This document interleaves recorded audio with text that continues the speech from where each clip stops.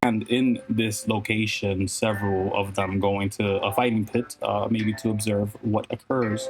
Others are in front of this crab, witnessing it, seeing it kind of idly floating by. Now, I would like to ask: is anyone in this campaign currently walking around with a trident piece or something like that? This. Okay. Jeff, did anything occur with the trident piece in the last game that you can remember?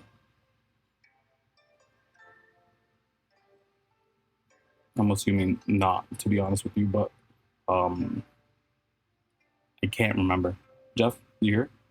I don't know what you're talking about. So no trident piece, no nothing like that to a degree was handed out. Great. That's just what I want to know. I want to know if there was something handed out or not. So in this case, since nothing was handed out specifically or explicitly, the crab would still be floating out in the middle of the city, oddly chipping at stuff to eat, but mostly ignoring everybody. Kind of made its space to its own. This ravager of the city, to be honest with you, moments ago, but clearly having been turned in some eldritch manner, I would say.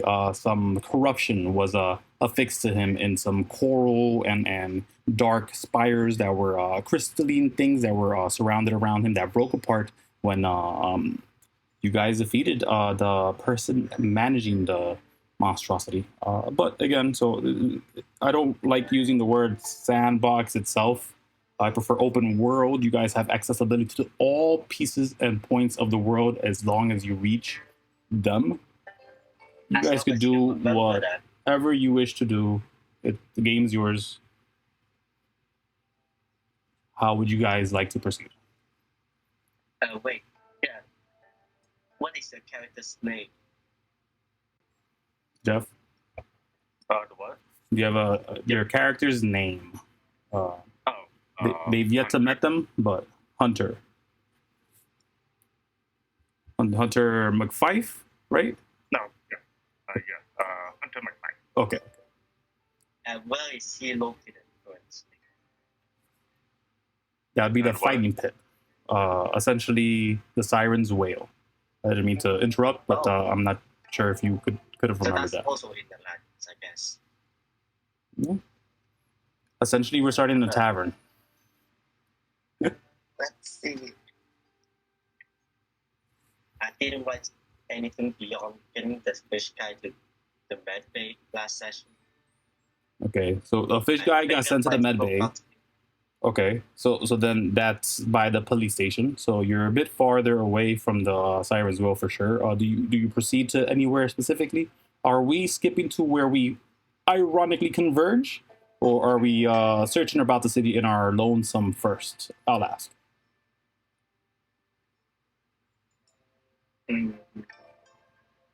Kuwami might wander around town and see what the chaos has happened after the crab thing. Okay. Jeff, what is your intent? To see the fight and then head out afterwards, or?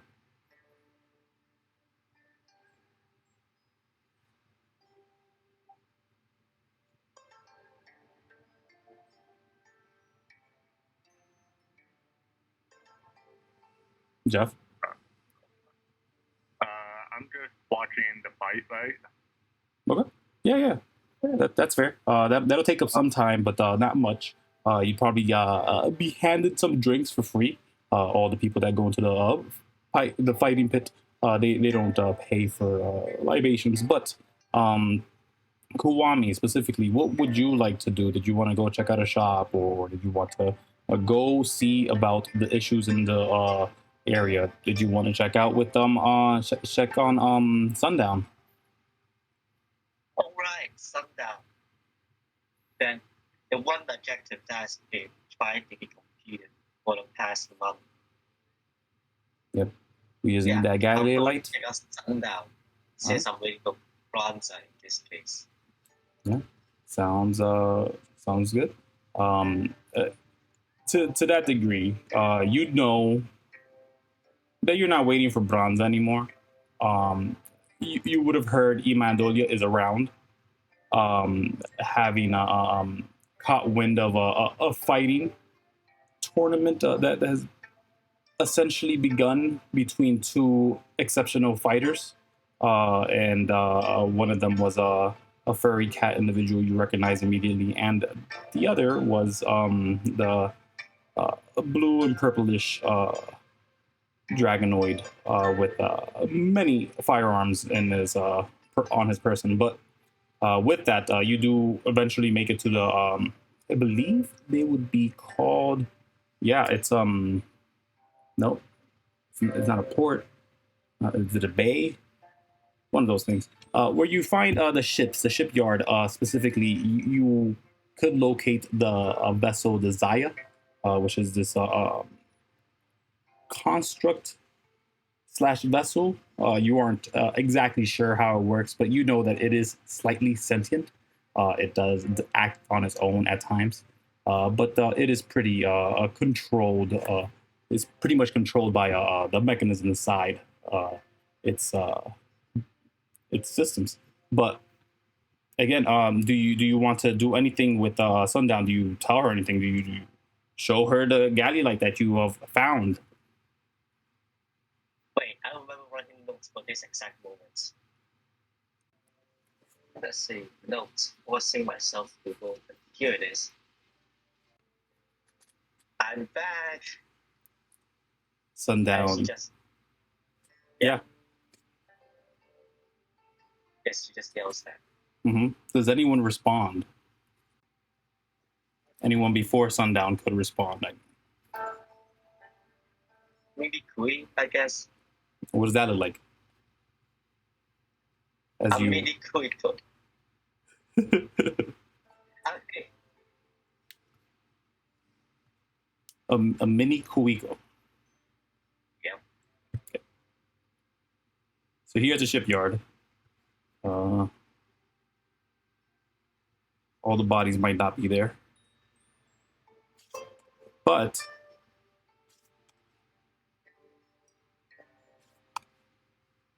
there's definitely Sundown here,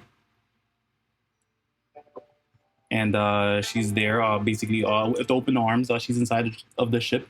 When you come in, you are basically welcomed with smiles, as much as Sundown could offer it. At least you kind of hear it through her scarves and the stuff that covers most of her face and body. There's not much you can tell of what she looks like underneath all that, but you do see the odd pieces of metal sticking out, which clearly resemble her, either her arm or her neck and stuff.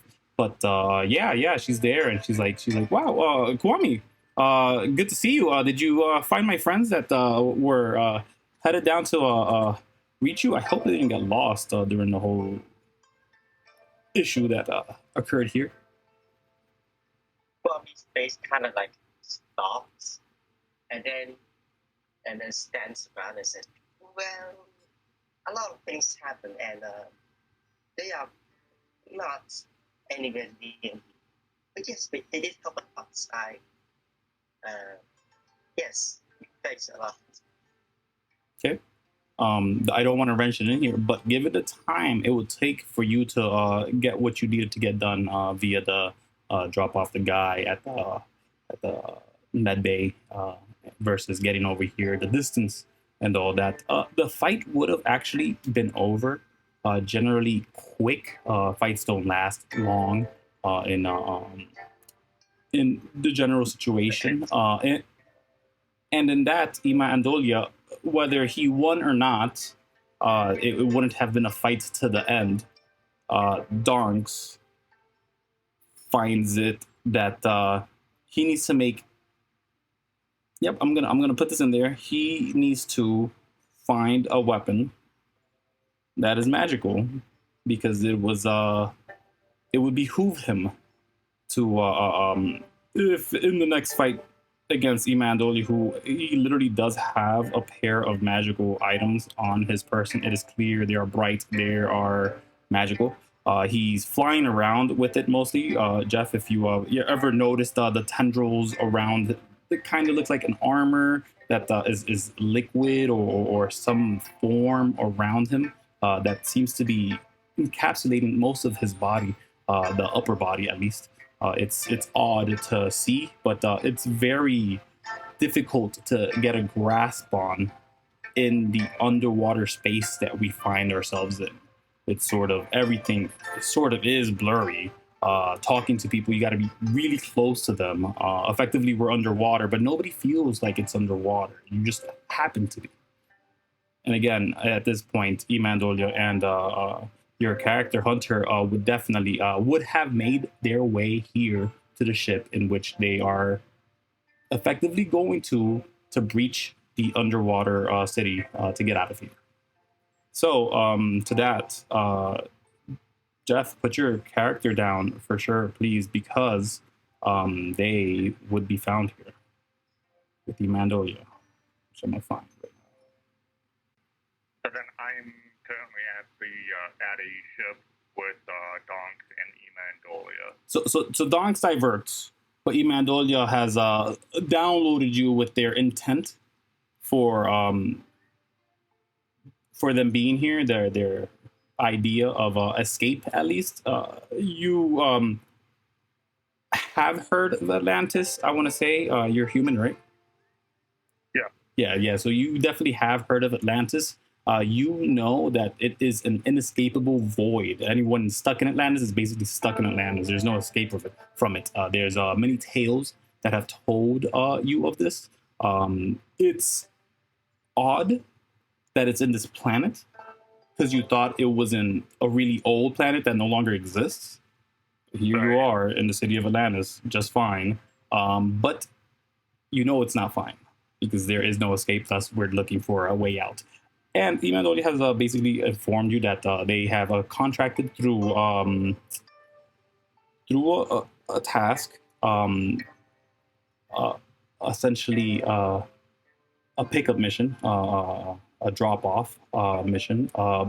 They are granted this vessel to try to breach the underworld, whether it'll take you to the underworld or the overworld proper.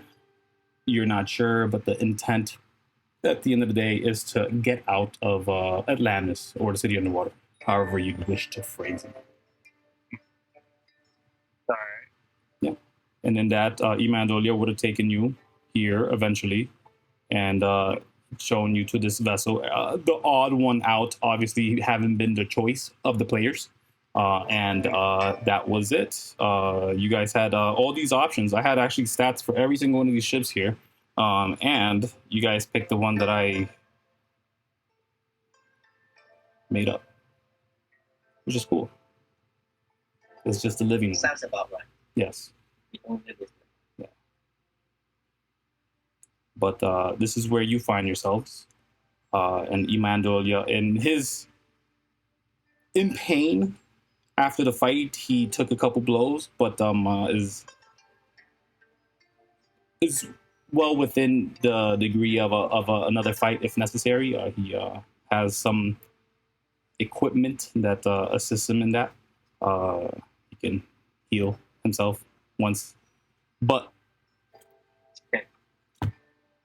the game again is yours. I will back away. Do what you guys wish. Talk to who you wish. Everyone is now in hearing distance of each other. You see Imandolia coming towards with a unfamiliar face. What does that unfamiliar face look like to us, Jeff? What does Hunter look like? The face, just a general like a human. Maybe a little bit of noble heritage that could be seen, but generally just blonde-haired human on the shorter end.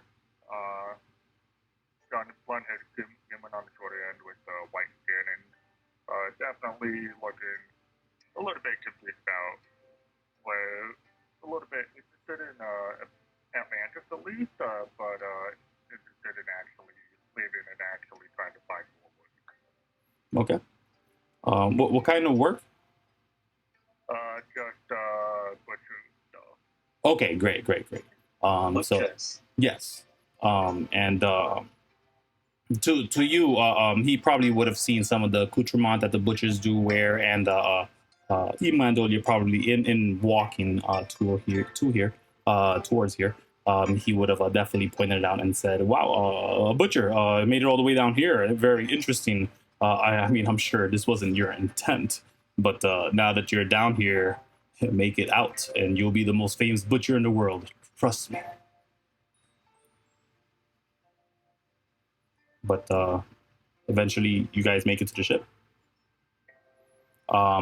What does Kuwami look like to us as we reach into this vessel that sort of the mouth is the doorway to a bit, like the center part of it kind of just splits to the side slightly. It seems to have other parts within it that are functional. So the door seems to have like little weird edges around it. You kind of have to duck, even if you are on the shorter side. And inside, it's clear that there's a illusion from the outside, but once within, it kind of dissipates, and you see a much bigger space within. A bit of a three-layer cake situation, very tight within quarters, but there's enough seating and stuff in there that would give you some intention of life living, but the kitchenette is completely cleared and there's nothing there for anything to be cooked. The living room, the little sofa area, it's sparse and has a unlit lamp. Other than that, it's just mostly steel within. There's a bunch of cables all around. It's a massive carapace, and it's kind of tight in there. Other than the bottom floor, which you're in.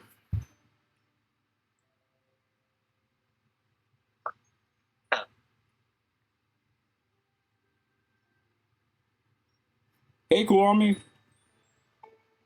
Hey, Eva, how did it go? Oh, it's bad. It's bad. It's bad. Oh no! It's really bad. Oh no! What happened? Oh, you know, I think he took too many curses. And then he kept accepting deals from entities that were calling to him.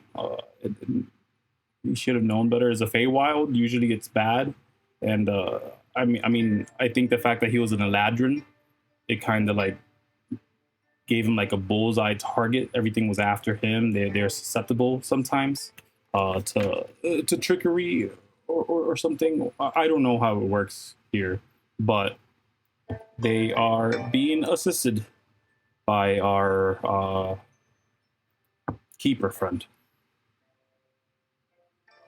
You see that her face changes from like very shocked to relief when he said that she is still being treated on. And she said, "Thank God." Well, in any case, just come on in. This. Wait, no. Come on in. This is my shift, along with Sundown. They kind of gestured towards Sundown. Yeah. I mean, Sundown isn't a possessive person, you can tell, and clearly you've been here enough to have left some traces of yourself here, Kui, for example, and then you do have a bit of a compartment area, which is like where your bed is and where you stay. There is a bit of a bigger area that has multiple beds, but that's for anybody who does not pilot and who does not navigate. And you're a navigator, so you got a room to yourself. Anyway, she kind of looked past Ima and then stared at the blonde guy and asked, "Who is that?" This is Hunter. And now remind me, Hunter, Imandolia knows you from somewhere, right? Yeah. In the past, my family helped him out a bit whenever he needed a quick place to sleep and whatnot. During the bad times in port, Imandolia was definitely not in this planet, and thus he depended on the safety nets of kind people. Your family being one of the influential kind that definitely assisted him. And to that degree, he definitely would have some kind of knowledge of you. He would not share it to Koiko though. So let me double check that. Just give me, let me roll an intelligence check myself. You know, just give me a second. You're thinking this. Right. Ima Andolia sort of says, "This is my good friend Hunter. If you trust me, you gotta trust Hunter 100%. Ever you need any help in the spiral systems? Spiral, right? Yeah. Okay. So yes, he would say, Imandolia would finish that with saying, if you ever find yourself out of luck in spiral, look up the McFifes. They will always give a helping hand for sure. He sort of yeah. But Sundown, hey, how's it going? She's like, yeah, hi. Who's that? Who's that new guy? Do you say anything? Hello. Yeah.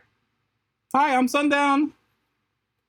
Hello. Hi. Are you one of the crew? Or... I pilot. I'll be down in a second. Just give me a moment. She's kind of in the top tier. Yeah, but you guys find yourself in this location for sure. Possibly talking for a bit, getting to know each other.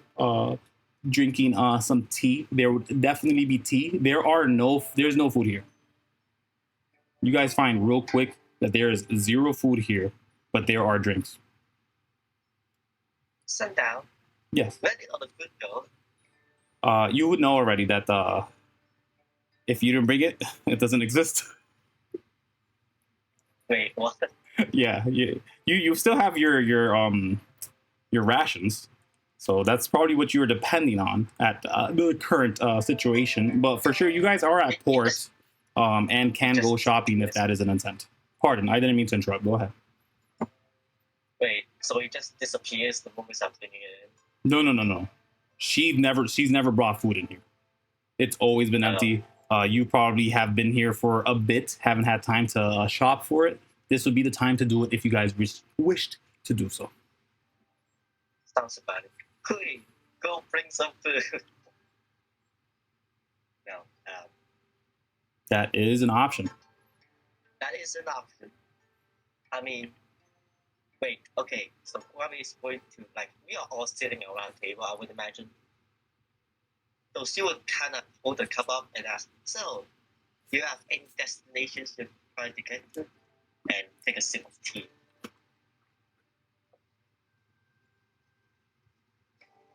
How long would any of these? How long would this trip take? And a couple of days, maybe weeks, I suppose. That's not too bad.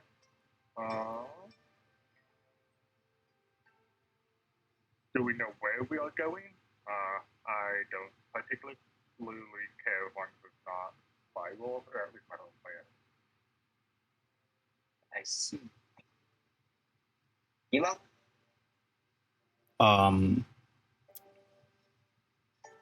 Where are we going? Does Imandolia know? I'm just asking if yes, any place he wants to go. Yes. No, he would just say, Imandolia would say, either, as long as we got out of here, as long as we make it past the issue, the monstrosities, the whatever the problem is that keeps throwing people back into Atlantis. I'm indifferent whether we go back to the underworld to help out, to help the people there, or if we get thrown into the overworld. Honestly, my vacation here is kind of pooped. Yeah, sorry about that.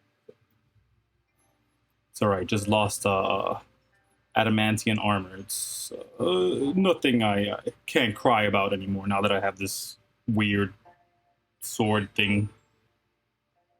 He kind of looks at his like body surrounded by make make Arcana checks, both of you. What kind of check? Arcana. Arcana. Oh wow, a good roll. Yeah. So there is clearly something magical that you can tell on that golden sword that he's holding, Hunter. But Kuiko, you can see it. This is a crest, and it's been altered. You're not sure how he's done it, but you believe he's in communication with this crest actively. And when someone is in communication with a crest, usually it's cursed. Usually it's a powerful boon of a god or those people that you believe to be gods or whatever. I don't want to juxtapose in there that you have a specific belief or religion. It specifically is when the interaction is dual-sided. It becomes close to the level of Esper or godhood to a degree. This isn't it yet, but this is the precursor to it for sure, from what you can tell. And you're not sure whether it's coming from the sword, Imandolia, the thing around his body. Actually, now that you're looking at it, the thing around his body is a sword. There's tendrils wrapped around his hand, his arms as he's holding the sword, and it's creating the arm around his body. That is what you see. But yeah, he sort of just is pulling out different scrolls now, Imandolia, and he's showing you a bit of a scrawled on map of the underworld that he's kind of been around on. And you can see the trip going from the Tower of Exit to the not the Lift of Life. It branched off prior to that, but you can tell that that's backwards. So he found his way inside, got lost pretty hectically somewhere in some kind of dungeon. It seems like that he was mapping around. He was mapping all his turns, trying to kind of figure out how far he went. It seems crude, but he is kind of saying, yeah, so this whole part doesn't exist anymore. This here is gone. This was ravaged. I got thrown into the Atlantis over here. He's just pointing things out to you guys. And I will take you to the updated map of the underworld. And he says, from last I saw in the underworld, I had marked several monstrosities, several things that we couldn't destroy properly between me and... Do you have a sister? Have you talked to... Danny, have you talked to Imandolia about Kuiko at all? Nope, not even once. So he does say, do you have a sister? Huh? Do you have a sibling? One that would travel around with a wolf with a blue hue around them, a magical one, flying around in a broom. I do have a sister, but I've never heard of anything about her. Wait, how do you know about her? She kind of stands up. You look like her. And so does that little sprite thing that's uncanny and scaring the crap out of me. He continues. He says, listen, regardless, me and the Kuiko figure that I swear is related to you, we took out most of this monstrosity. The problem being that it wasn't destroyed 100%, and I couldn't finish the job, what I was asked to do. I almost died, but at the end of the day, they clearly took care of it. What I mapped out was an And what he does map out, he does not map out one. He does not map out. He does map out.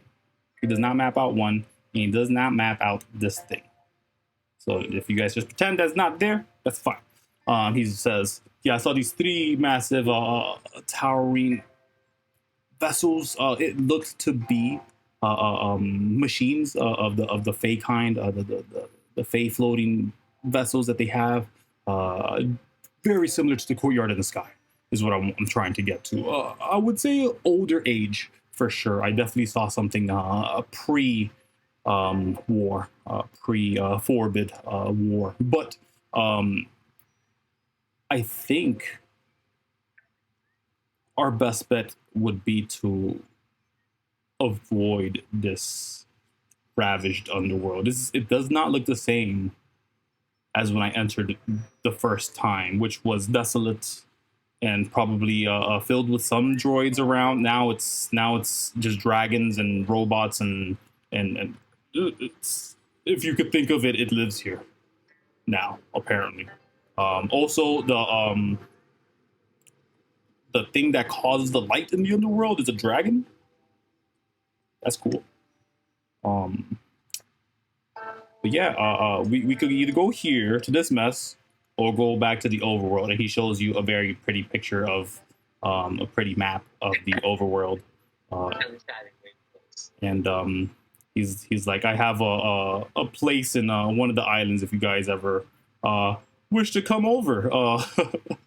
It's where I find my way in, is how I found my way in to this horrible place, he says. I pick up and say, why don't we go to the overworld and see if we can't find some contracts for food? I only have a few gold pieces left, so I need to replenish my coffee. I agree with that. I too could use a bit of gold. Let's see. I don't know. Can't find the city I want to show you guys. It would be nice to show you that map. Kuwami kind of just sits there and is like staring into nothing, like she's thinking something, while Koi is just taking the guardian light and putting it on the ship. All right. From the crystal head. Yeah. She's taking the yeah, she takes the gaddy light and she puts it like where like a bit of a furnace thing is, a bit of a furnace situation. There's no heat that comes off of it. It's more like a blue light, and it does have like teeth edges on it. And the moment she kind of just touches it, it kind of just sucks it up real quick, just kind of disappears within it. You can see that it sort of brightens up real quick. The metal breaks apart and is almost dusted immediately, and you can kind of see it flowing around the ship in traces, and then it slowly disappears the further it gets away from that center point, that bright spot. But yeah, it repairs the ship fully. You guys have all the functionality to now navigate to and through whatever you wanted to. In this area, you guys have effectively a flying vessel that can also be underwater. Basically, he kind of yells back, and then he leans back into the table, and then says, "Do you know if there's, well, any place to get more guardian lights? I'm kind of short of hand right now." Who are you asking that to? Ima in particular, or Hunter, I guess. Okay. Hunter, do you have an answer? Do you know anything about Gadolite? Do you even care about the metal resource that can lead to like magical weapons? No, I can't say I know anything. Yeah. You know some. You know for sure that it's around. You know that it is a pretty rare and expensive resource. Probably a little more harder to come by than platinum, I would say. It's literally on the floor. It's literally the floor. What do you mean? In the underworld, yes, but out of the underworld, it is the most rarest resource out there. This is Imali. This is the place in which we are either deciding to go to or not. This is the overworld, and then the underworld you saw already. This is just an area in the overworld, I would say. By the way, You just saw Atlantis, which is like in between the underworld and the overworld. yes, there's another drawing of the entire planet. I can't find it yet, and now I give up. How nostalgic. Yes. I gotta have the planet somewhere. It's at the bottom, I'm sure. I have not touched that in the longest time. Nope, I don't see it. It's lost to me. It's alright. So, Hunter, what brings you to the underworld? She kind of asks as she's like fiddling with math. What? What brings you to the underworld? She kind of asks Hunter as she fiddles with the math.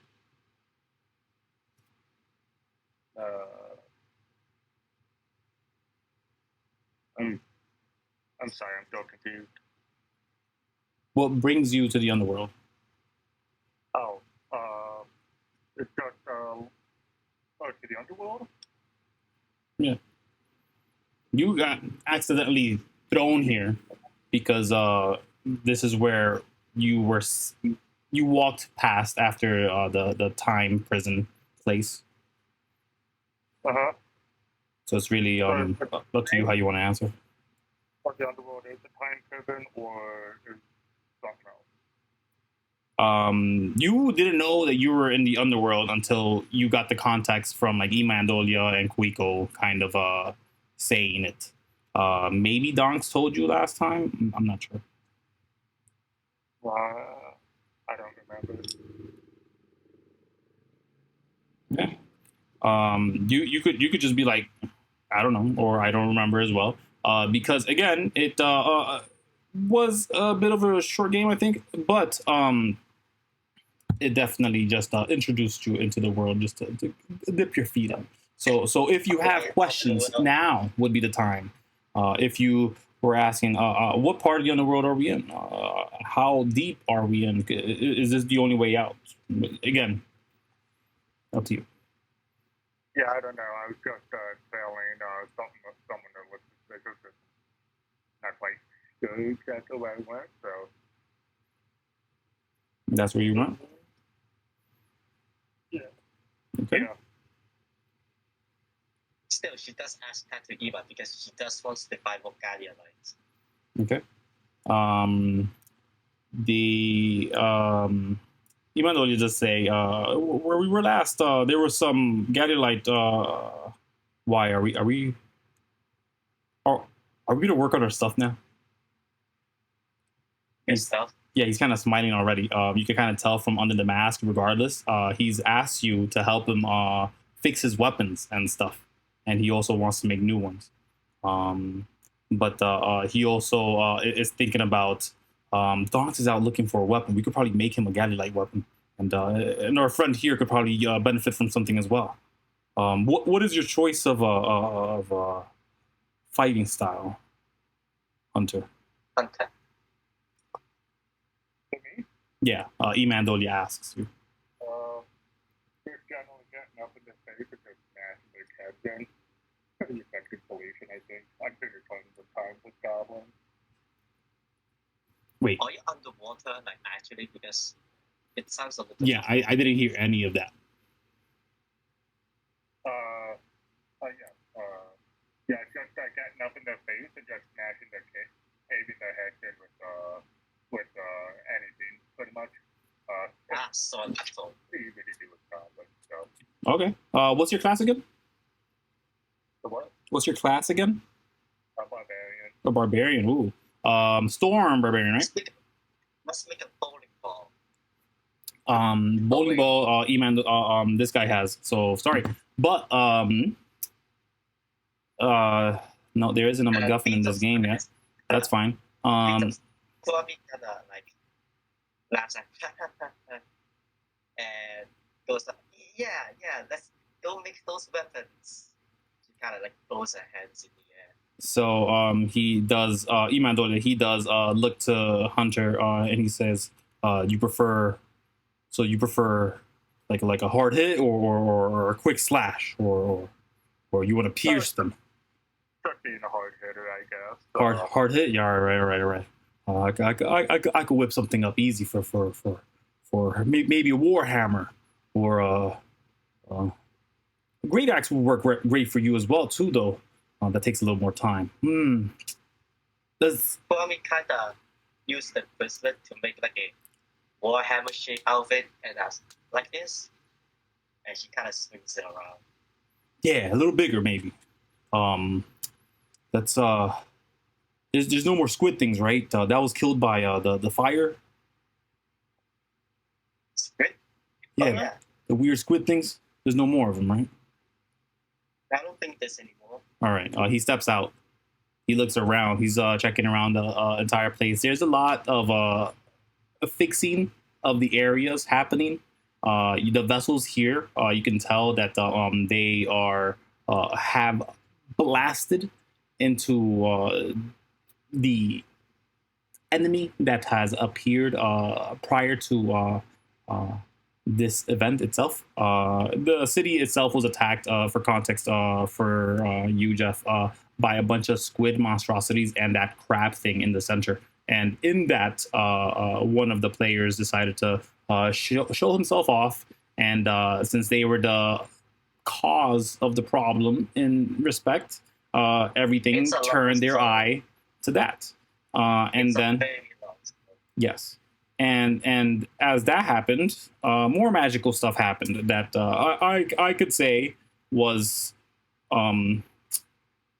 Deus Ex Machina, but also it's really what the entity would have done. It's really what it would have done.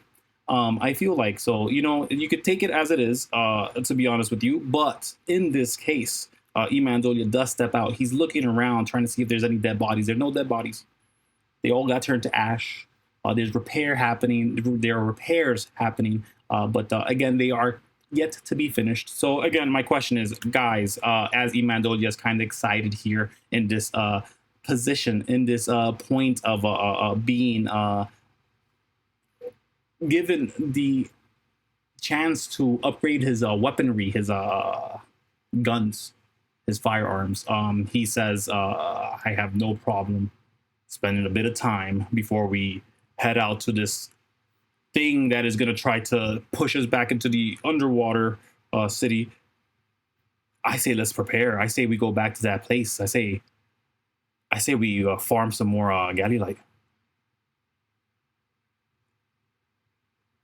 He's kind of rubbing his hands together. He's specifically looking at Hunter because he already knows that Kuwami is aware of the situation down there. There could be monstrosities that reach you or any number of things, including passing through a bit of a fey affliction. Oh, God. Thing that can occur. But he does look to you, Hunter, pointedly. Do you mind maybe getting into some trouble to find some, I would say, adventure starter weapons? He says proudly with his chest up. Okay. As a player, is it the mine that we started at? Yes. He's literally talking about that. Like, you already know. He's like, looking like, yeah, we know where to go. Yes, but we need... Oh, you mean that kid? Well, I mean, I'm going to need a lot of Gallianites.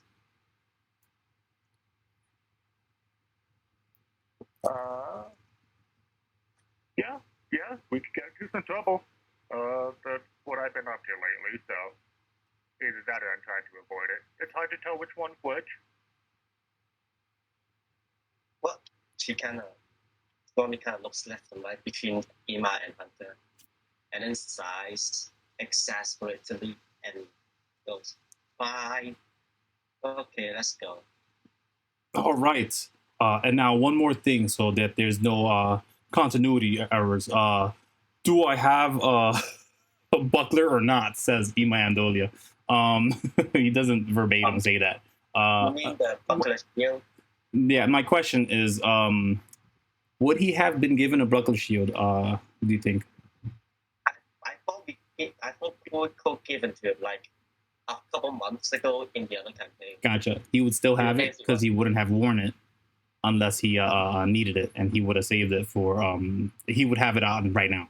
To be honest with you, he would have kept it on for the fight and forward on. But that's that. Yeah. So okay. He has +1 AC. That's cool. But didn't really care. It was more for the Donks fight. I just had to make sure that I was covered for that. I want to boost my AC just a little more. Like I said, this is my DMPC. I'm gonna break him. But since we're not there, turns around to Sunday and says, "We're going to pick up more like looks at a hand that doesn't have a watch and says, like a couple more days." Couple more days. Yeah, we have to suit up and stuff, and I want some more Gallia lights. So here's my question, my good friends. May I ask, does anyone have a pickaxe? Or I mean, technically, the crystallite is technically a pickaxe. That's one. Okay, that's one. All right. Because Emandol is like, all right, we need equipment. Who's got stuff? I have nothing. He says, "Oh, I have weapons. I have weapons." But that's it. Kuwami kind of gaze at Hunter, like, "What about you?" Any sort of equipment that would aid in breaking stones or hitting veins of rock. We're playing Minecraft. I just realized we're playing Minecraft now. Oh, there's a good step before Minecraft that's gonna happen first. Okay. It's this little fun part. All Why right. is this moving? Ask Hunter thinks about that. Kuwami was going to ask, "Oh, so great! Can you stock up the fridge?" She looks. Thanks. She looks to you and is expectantly waiting for gold coins, unless she hasn't Alright. already. She's going to like drop off 30 gold coins. Oh god! I have Can to she work even that. lift that much? 30 gold coins. How could that be? I don't know. She's a homunculus. Okay, give me a second. Homunculi. Regardless, Jeff, did you have any equipment, any starter equipment that would aid in this? What kind of equipment? And any kind of digging equipment, any starter equipment that you would have had to help out with this? Any eyesight vision? No, for breaking rocks or picking into the veins that you'll be getting to for the Galliolite. That is a really good question. Something I'm sorry? like a pickaxe? Yeah, do you have one? No, but would a war pick be a decent substitute? You have a war pick? Yeah. What that is amazing. That I think might work. I'm not sure. But Also, I'm just going to put the 30 gold coins like in a pouch on top of her head. okay. Roll me D100. Okay. Don't roll under 10. Hey, double 7. So you guys find yourselves here. Unless you guys are gonna divert to go get supplies to break into rocks. Imando is looking at you like, all I have is a sword and these weapons that I seem to be carrying on me for some reason and have no idea. I have no idea how. Oh, he has don't worry about it. Okay, yeah, he probably would do it in front of you guys. Shit. So could I get another D100, please? This is for Imandolia. Yeah. Oh no. I want the 18. Let's see if it works. There is a limit in this thing. Okay.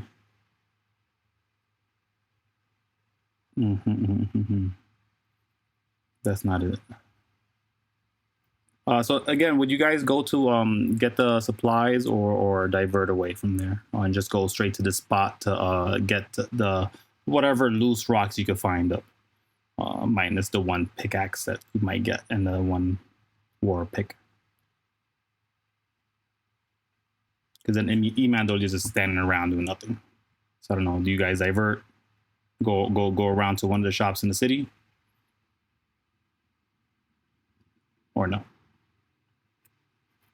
No more diversion. Wait, I mean, what else do we need to get up on?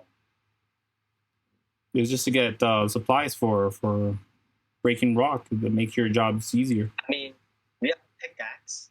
That's for one person, and then a war pick for one person, which is sort of inefficient. I mean, it's already 2. Iman can just stand guard. Okay, Imandolia pulls out a bag. Like wind flies out. You guys actually see like pockets of bubbles fly out of it, like from it. But he seems to be navigating just fine. It didn't blow up in front of him. And he is like, yeah. All I have is like these like guns, just a whole bunch of guns in this bag that I found. He just keeps putting more guns in there, and putting them out. And it's like I don't know what to do with it. He kind of just closes it and then puts it on his person again. But he does not have the equipment. If we're not going to divert, though, we move on and we're over here. In front of you guys are some of these jellyfish. Wait, do we have a long rest before this? Yes. Okay, thank you. We are not underground, right? We're not underwater, right? You are theoretically underwater, as you can swim in this place off the ground. Okay. You could be as high as you wish, as low as you want. But the Imandole, he kind of just opens the door. He looks around. He's like, okay, this place was tricky. I remember more of these things came out when we disturbed something, but I don't remember what it was. He has -1 intelligence. So then what's the best way to handle these things? Handle these creatures, just go in and smash them? Or? I think that was a worse problem. I think Donks tried to eat one, and it just made it worse for him. But then again, he kind of consumed it, so it's like counterproductive. I say we just kind of try to swim around. You see those areas, like you see the right up there. They haven't really taken over that spot. He's kind of just pointing up over here, where all of them are kind of low on the ground, but all the other ones seem to be sparsely hanging about. So it's really your decision what you guys prefer to do, whether destroy them before you head in, or find a way around, or some other thing in between. I can get there in 2 turns. You can do what in 2 turns? Oh, wait, I do. Okay, quick question about random group. I mean, it doesn't matter, because as you two are formulated, Kuwami just like immediately dashes off right into the distance. You're just gonna dash in? Hits. Yep, he just goes right here. How fast are you dashing in? Like full sprint? Full sprint. Like he just steps on the floor and dashes forward. Sure. Basically disturbing the water in front of you to get faster through it, right? Yep. Yeah, roll a d4 for me, please. Nautical style. Yeah. A d4.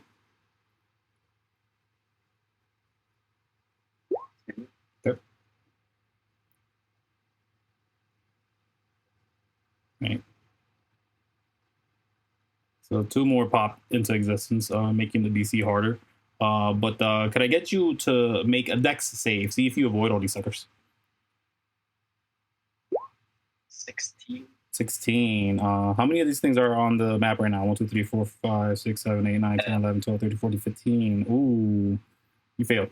Roll a D100 for me, please. Yes. You failed by 1, by the way. Okay, yeah. 70. You added 2 after I ran. No, yeah, but it was already a +2 on there, so it was like, you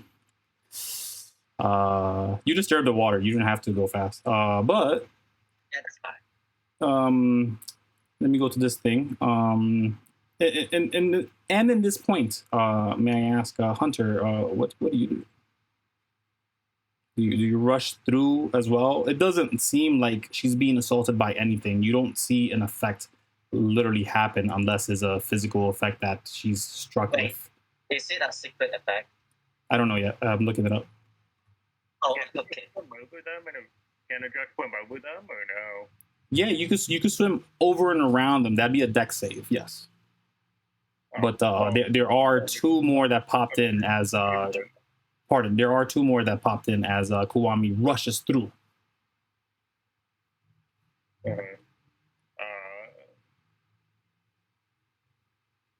Wait, we don't have pills, do we, by chance? Okay, you roll a 1d6, please. Danny. 3. Okay. You have an extra toe and 2 extra fingers in one hand.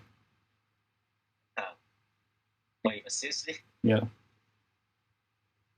And they're not in optimal locations.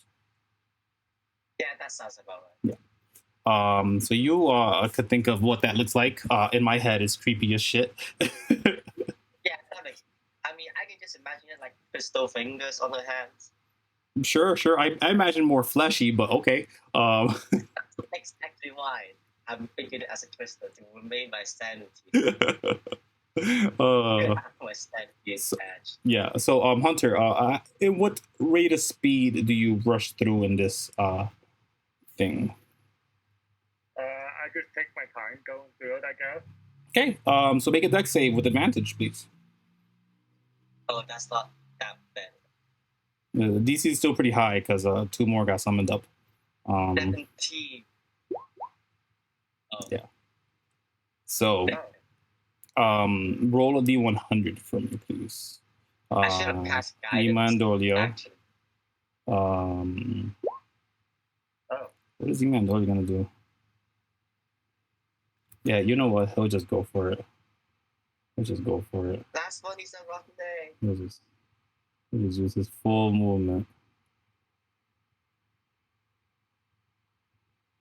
Whatever. There you go. A 47.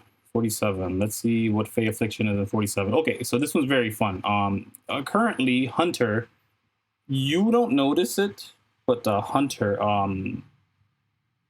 has a bit of a stink going on. It's palatable here in the underwater situation.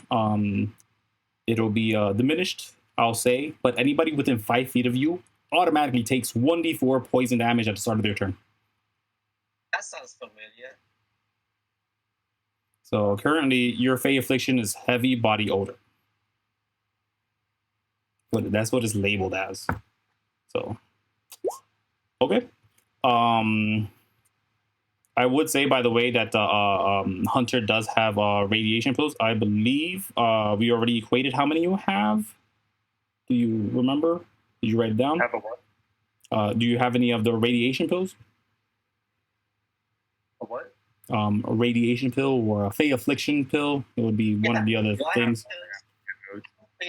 I've never given you any of those? No, I don't have any of those. Great. So you would roll now. It'd be a D4 for me, please. And I roll as well. No. Do you already have some? Okay. No, you're from A and you don't get any. Yeah, but I came to port for like a couple of months to study. But you didn't know to check in. Okay. I guess Oh, my thing is broken. They will need it then. Where's Iman Doja? Can't tell. Next to Kuwami. It's like broken on my end. This feels exactly like Minecraft. Fighting off Wow. random crap enemies just to mine some. Regardless. So what was that? Was that the D4 there? Jeff? Yeah, I rolled a D4. You got a 4? Okay, well, great. Then you have 4 pills.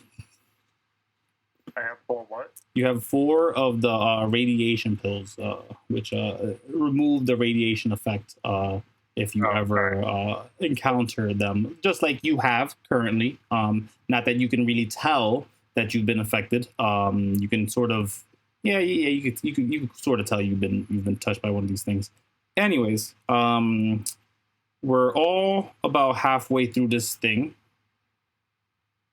And you guys know where the entrance is. It's over here. I'm sure everybody else walks or swims over. Yep. Yeah, Imandolia passes his save. He has to do it again, and he passes again. So no afflictions for Imandolia today. As you guys reach the end of this point, it would just be a dex save with advantage. There's less in your way. The DC is still 17 though. Okay, Kuwami is going to touch her forehead with her hand, and suddenly she has a faint purple aura around her. In other words, she's casting guidance. Yeah.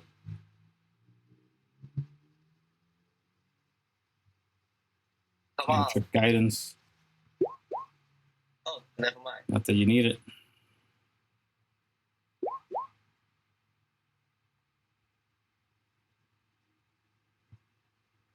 All right. 15 is a failure again.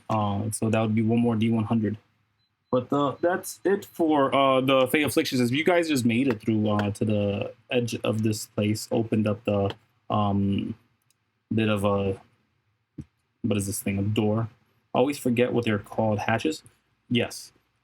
It leads you into a tunnel that looks familiar to both Imandolia and Kuwami, almost like Kuiko, or a plethora of different other names, to be honest with you. And so many days. Yeah. And you guys can make it all the way to and through in this place, battlefield notwithstanding. So I'll destroy all those things right now. This doesn't exist. That doesn't exist. That doesn't exist. All of you, stop existing right now. Phew. That's scary. It's a little too much power. Oh my gosh, what have I become? I'm the big bad evil guy. True DM. Yeah. So yeah, what do you guys plan on doing here in this vain resource of stuff? Ew, well, that was chaotic. He kind of like holds out the hand and the crystals build up a bunch of crystal-like substance and make a pickaxe. Well, yep. Let's get mining. Okay. So what is it called? Yeah, you guys just want to spend some time here mining? Yeah. How long do we spend here? Okay, according to my calculations, if we are going to make roughly 6 weapons, Whoa. 6 weapons? Okay, yeah, you told me that Guardian is extremely rare outside. So 1 weapon is for Ima, 1 weapon is for Hunter, and 4 more is for Kuwami for her own satisfaction. I don't need any more weapons, says Imandolia, who literally has a bunch of weapons.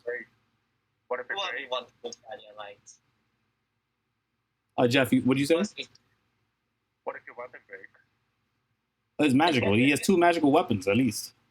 You just literally see him. He's carrying around magical weapons. He's just like, I'm trying to help out the team that I'm in. I'm just like, we gotta get prepared. That's my point. Is what he's trying to say. I mean, when Kuwami looks at the Galia, like her eyes shine, like literal dollar signs on her eyes. Okay, so you're probably trying to get us to be here for a while. Gotcha. Yeah. Imandolia. Wants at least like 100 pounds. Imandolia sits down. He's like, okay, if we're gonna be efficient, then I gotta go to the store and get them a pickaxe. I gotta walk through this thing again. All right, I guess I'll be back then. He literally leaves and then comes back. After a bit, he does pick up a pickaxe and a set of shovels, 2 of them. Okay, so that's the first save. And what's his constitution? Oh, yes.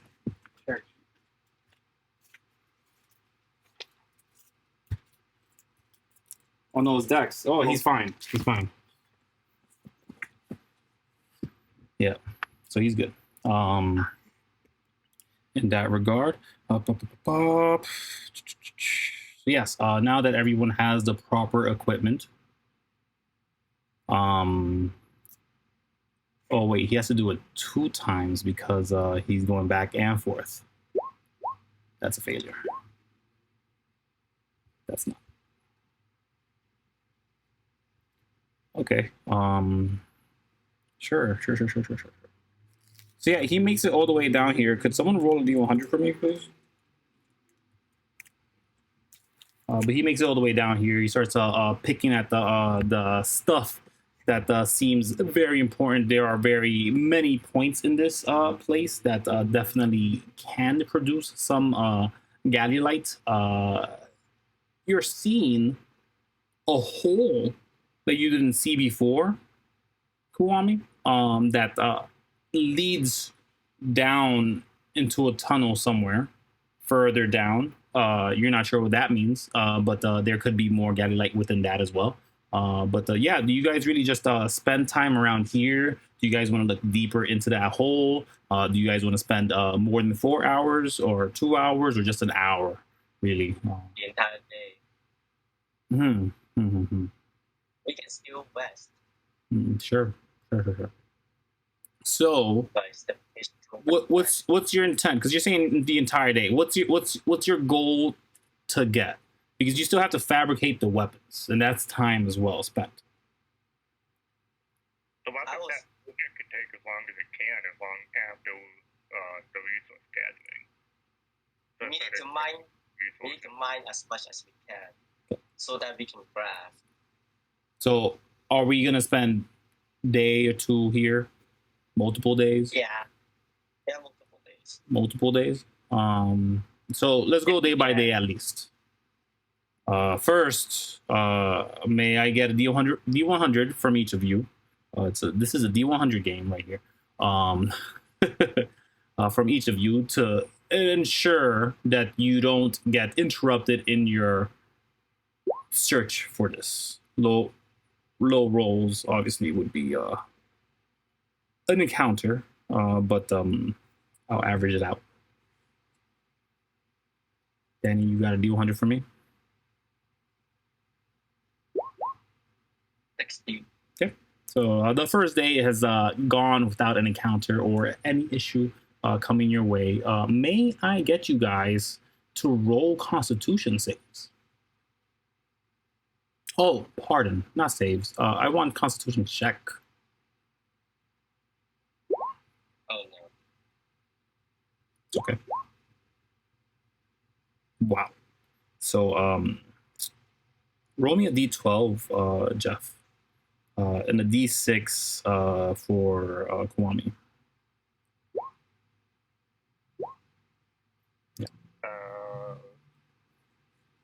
So you guys get a bit of galliolite, specifically from a vein in which made itself aware, it was exposed after a couple hits with the pickaxe, a couple shovels through that Imandolia seemed to be focused on, but wasn't at all present until Hunter got his way into that pickaxe and started cracking into it. It basically threw you guys about 10 feet under in a bit of a quicksand collapse thing. That you guys didn't take any damage at all. It was just jarring, and maybe most of you just kind of lifted off and swam and were pulled really more than anything. So you barely really felt the dirt or soil for any of those who are fast with it. Anybody with a high dex. In this, the vein is clearly there, and you guys hammering it in there. You guys have about I want to say with a couple shards, you guys could break off all that. That is at least 8 pounds. Given that a crit that we see with that Constitution, but It's gonna take a week. I'll ask. You guys push on for this day. We get 8 pounds for one day. I'm sorry. We get 8 pounds. So you guys end the day here. I mean, we just mine. You mind, but you can push forward. You can keep going. Yes. Yeah. It'd be a Yeah. Constitution save to avoid exhaustion. Time to roll. Wait. Okay, never mind. Kuwami will literally just stand and say, I'm tired. We should go ahead and set up camp, or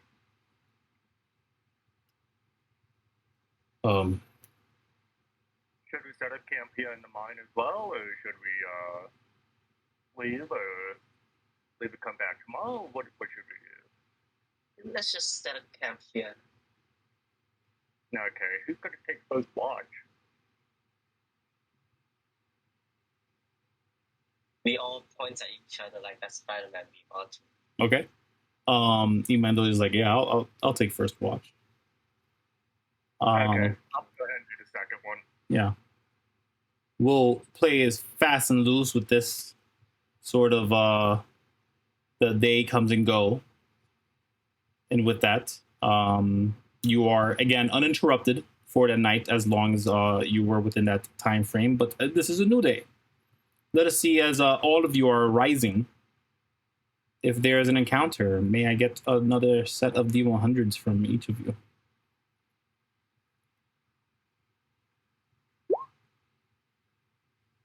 Very high. Okay, let me average that out. Okay. Fortunately, it is not low enough for an encounter in this location.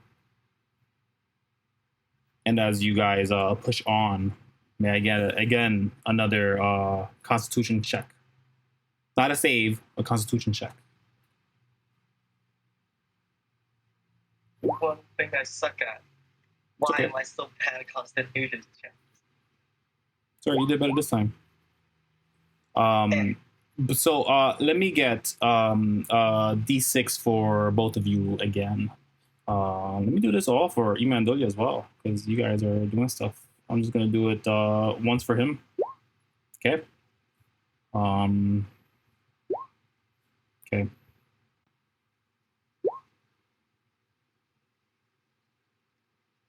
Wait, a D6? Yeah. Okay.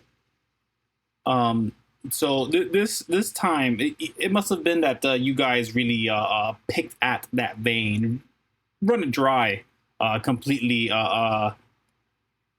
taking everything that you could find off of it. You've left it to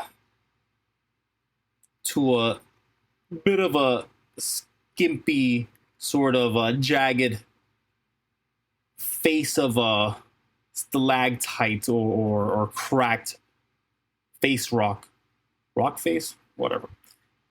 In this, you're clearly not having as much luck finding all the gadolite that you want to that degree, but you do find another. And again, I'm going to average out, and I didn't account for Imandolia last time, but yeah, you guys have another 5 pounds on top of that with all the shards collected. Very dumb idea. Hmm. And Kuwami is going to say, wait, everyone, I have an idea.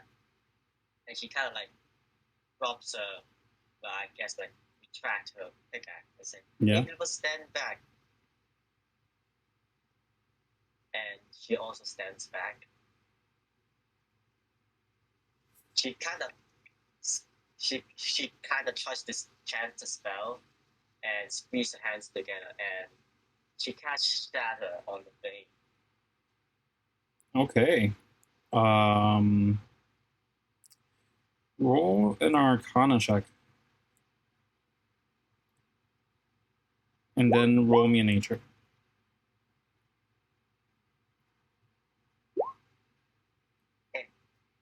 Roll me 3d12. And then roll me one more set of arbitrary numbers that mean absolutely nothing. No, this is what's happening.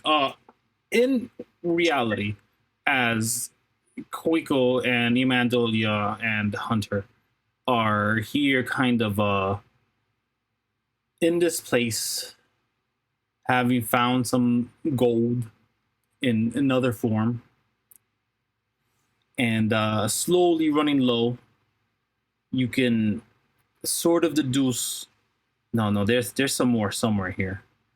And you push this shatter through, maybe warning them, but not enough, just enough for them to not be hurt.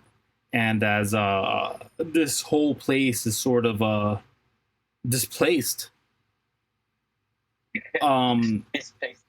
yeah, it obviously shoots out a lot more of this I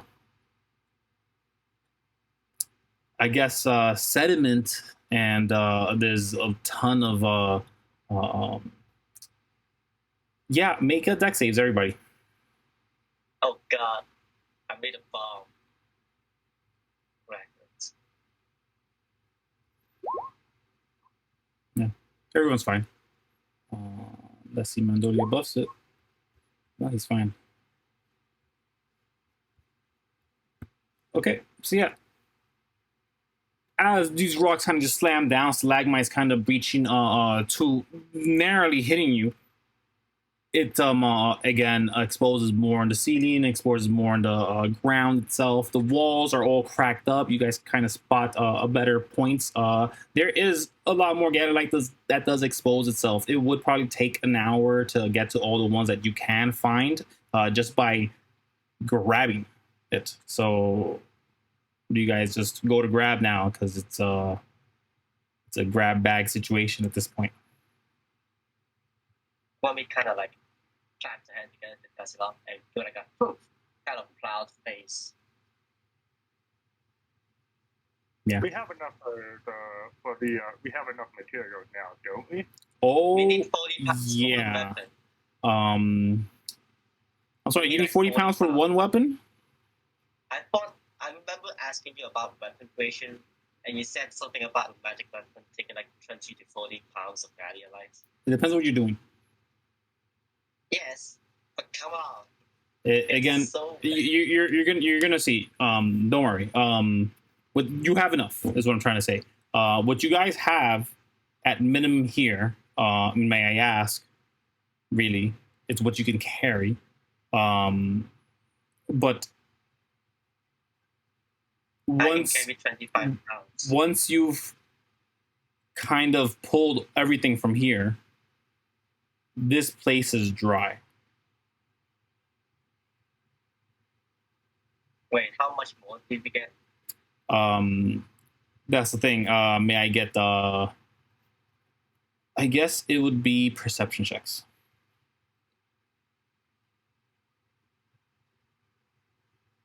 +4.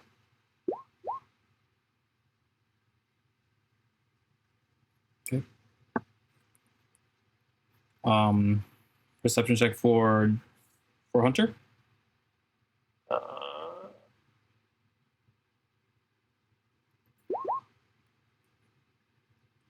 Yep. So total of 17. Pardon? It looks like there's all we can find so far. Yeah, you found at least 3 of them. You got a bunch of them in your hand. About 14 shards as well. I'll equate it with what Imandolia does pull another 10 pounds. I'll be nice. Hey. Yes.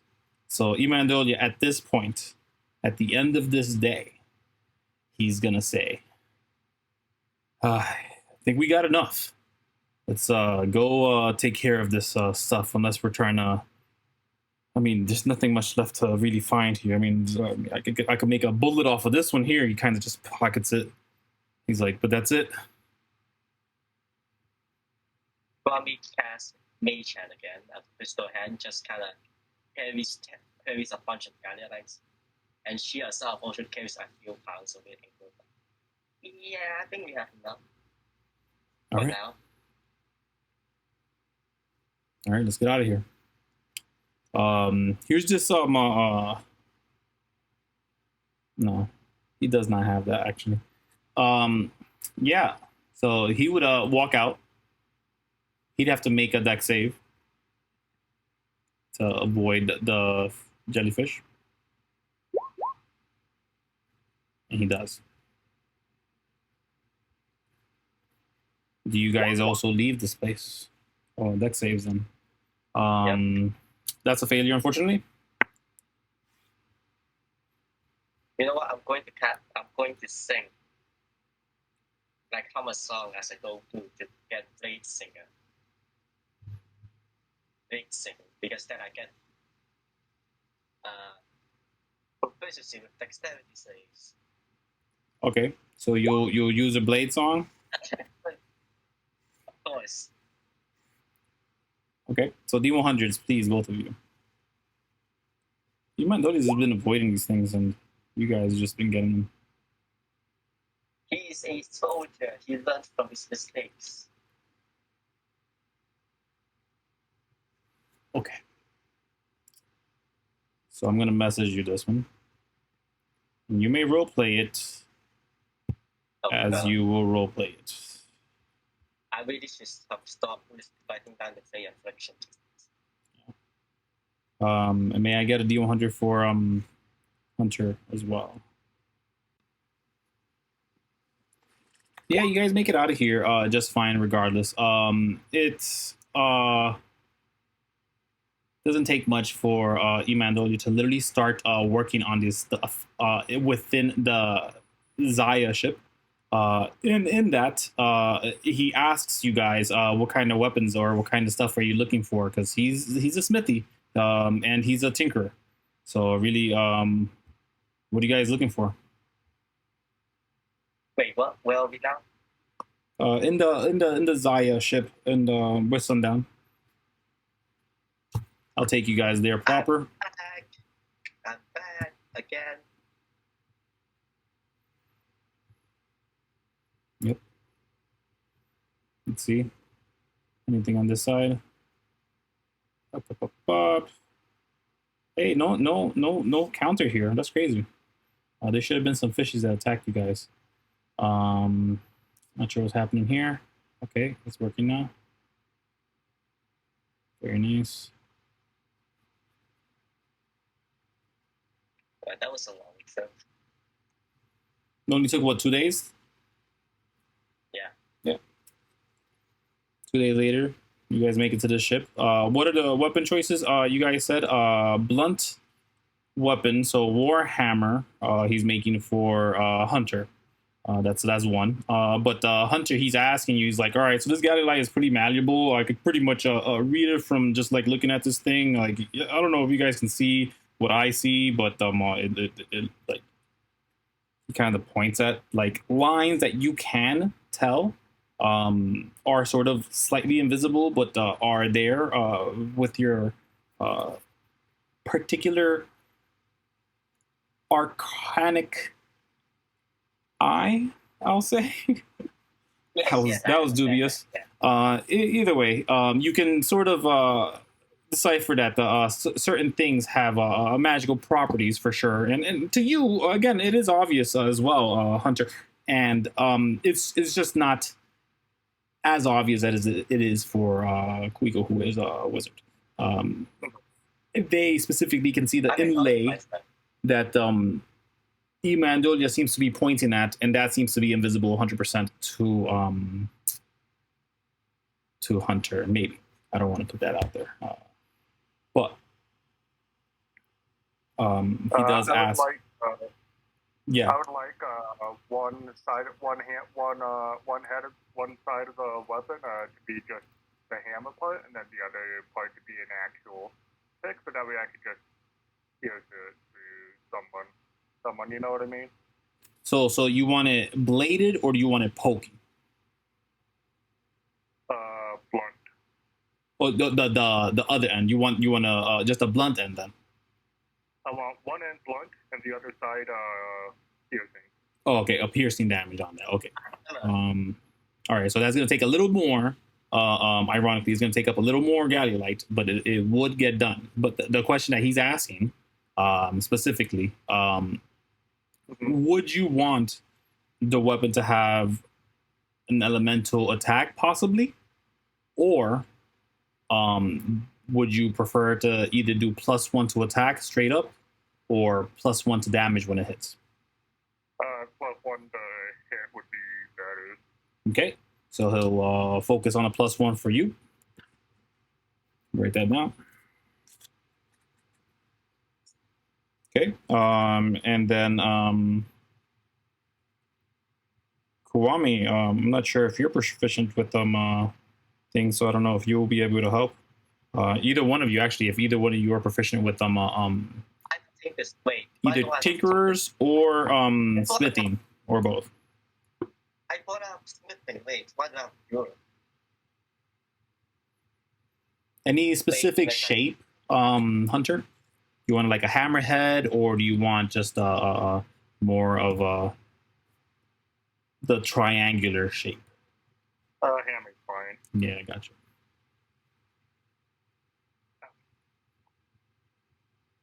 But Kwame, what you're looking for? What kind of device? What kind of item? Again, it does not have to be a weapon. It can be a shield. Shields can be imbued with resistances to special degrees in this as well. I don't like shield. They slow me down too much. Okay. Would you have to carry I don't know, a rapier by any chance? Who are you asking? Both Hunter and Emandolia. You're shaking their head. No, I lost mine. You lost yours. No, that's fine. It's fine. I could make you one. No, it's really fine. I am. And she kind of like gestures her hands, like how she attacked with the crystal sword. Rapier. Do you want it to do more damage, or do you want it to be easier to strike them with? No, it's really fine. I'm much rather just have Galliolite as backup. The Galliolite raw is not going to help you anything. These things are effective weapons. Yes, we work on it long enough, and we could effectively make them godlike. I know a guy in the overworld, temple. Anyways, whatever. He can put magics into mundane items, but if they're imbued with Galliolite, the way I'm gonna make most of these weapons, and you can tell he's not just mixing in Galliolite raw. He's pulling out silver, and he's smelting it, and he's preparing, and he's really gonna make a mix of a proper weapon, an underworld weapon. The underworld is full of silver, unfortunately, but I think that's too. Yeah. But he seems to have some silver in hand, enough for this situation, and they are coins. He's throwing coins in there, straight up. He's kind of put it on there. So may I ask, really, does anyone have Tinkerer's proficiency? I do. I'm a goddamn artificer. Okay. What about that smithing? Do you have smithing I have proficiency? jewelers, if that's any help. No, that doesn't help No. with this one. What about you? Does Hunter have smithing proficiency? Smithing tools proficiency by any chance? I do not have any crafting proficiency. Okay. All right. I'm just asking. He would still get a bit of a bonus from Kuwami at least. So I'll ask. Do you guys move on while he's working on this stuff, or do you wait him to finish? Sort of placate to that idea, get all the stuff done, and help him out whatever way you can to make it as fast as possible. Do you guys just Question. take some of the Gaddy lights How much Gadia lights have we consumed?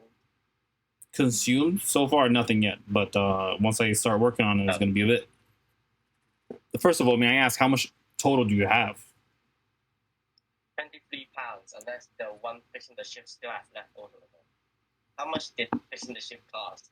How much did you have before the ship? Took it all. 8 You had 8? from mine. Nah, I probably would take it all. Okay, that makes sense. Yeah. Regardless, so now that you guys have this amount, and again, it's not raw Gaddy light that weapons that you're making. There also will be silver within it. It's not going to do silver damage, given the how diluted it is with the Gaddy light, but it functions as a proper weapon enough. Unless you guys have any better metals. Imandolia does kind of look as like silver is pretty good, but gold is better. And if we have platinum, actually, that'd be the best. I'd be done with this in no time. It's valuable when heated up. I'm 34. What? I'm 34. All right. Well, worst case scenario, we sell these weapons to maybe make 100 gold. I guess. I don't know. I don't know how much these things cost in this underworld. Pink, pink, pink. Oh. Seeing as the crafters are working and crafting, are we in a town right now, or We're on the ship. on Yeah. a ship next to a town, or It's ours. It's it's a ship at the dock that Sundown owns. okay, so a town is nearby. Yeah, you guys are right in yeah. that one. Yeah, so I'm gonna go ahead and leave the ship and look around to see if I can find a contract for some work. In the ship or the shipyard? In the town and everywhere. Oh, yeah. You want to search around for town for something to waste some time while Imandolia is working on this? Yeah, see if I can't find any work. What kind of work are you seeking?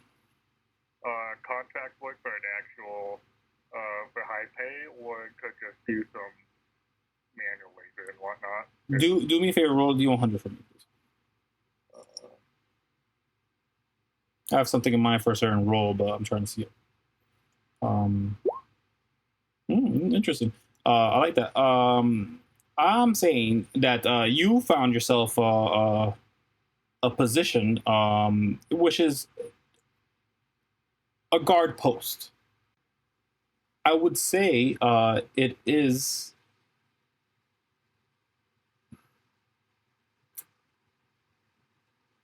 The 65. Okay. Yeah. So I want to say that in this time that you're searching about, talking to whichever people that are around, and it is not hard to find work, but good paying work is harder to locate. But you kind of spot someone that seems to be a noble or possibly someone who's affluent enough that they might require your services. And in inquiring, you realize that yes, they do need someone to look out for them and look out for their place of business. They immediately you can tell that this individual doesn't speak. They only talk through gestures being made by their wand that eventually come up with words that you can understand, and that's how they tell you what they need or what have you. But it turns out that is the owner of the magic word, a magical shop here, and he asks you. He's like he says, yeah, no, I just need I what they don't speak to you, but they essentially inform you that they just want some assistance in the case of an eruption of monsters occurs again in the city, and they'll take you for as long as you're around. They're honestly just trialing it out. They never had a door person before, so this would have been the job, and they would have offered is like, hey, we could either give you goods or gold. It's up to you.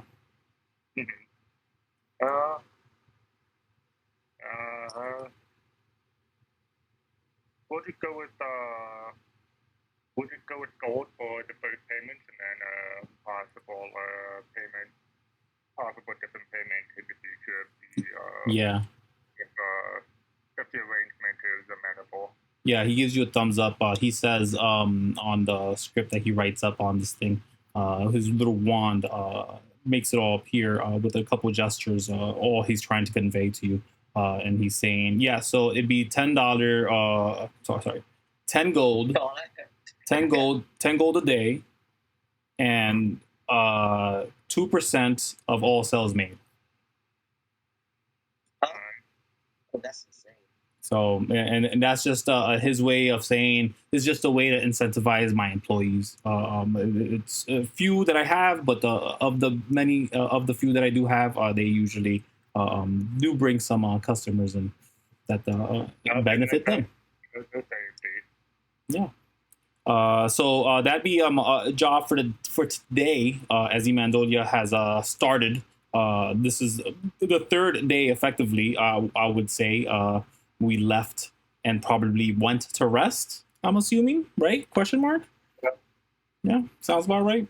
So this is probably when he's probably giving you the. So you probably did talk to him that same day, and then on the next morning would be the first day of your job. While Imandol just hammering on here. So here's my question, really: how much do you push for people to go to this store versus not? How much do I want? How much do you try to get people to come in here? Are you interested in doing some sales in this? Mm-hmm. Yeah. I just go around in the morning talking about the new posting that I got. Stopping by a restaurant for a quick meal. Just kind of spreading the word. Okay. Yeah, quick meal. Wait, did you get food? Did we get food? I don't know. You tell me. Did we get food? What you get? Yes. Okay.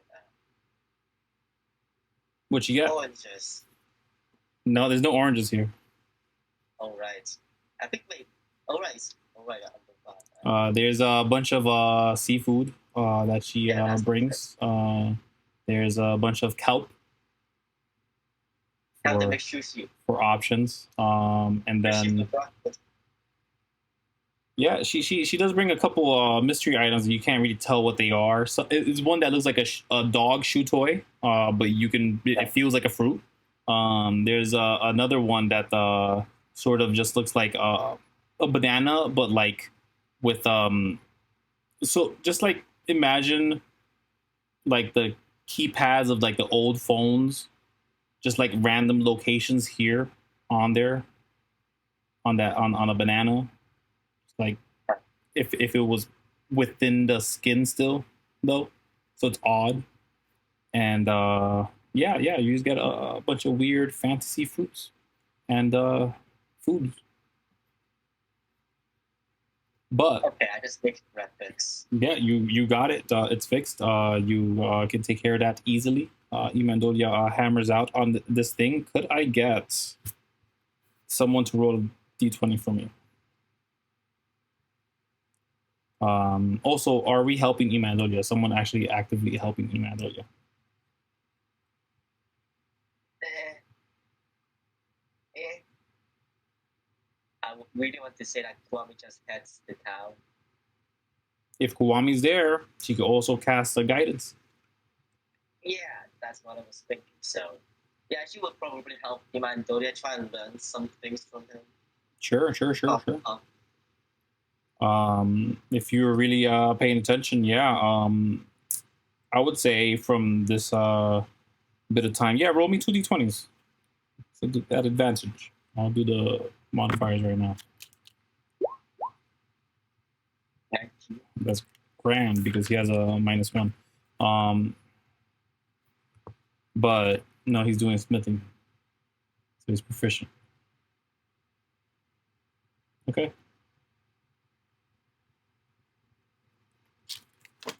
So he for the first part of the day, and again, that rapier was supposed to be a +1, right? I said I don't need a weapon. Oh, you don't need one. Gotcha. So then he chose for you. Gotcha. No.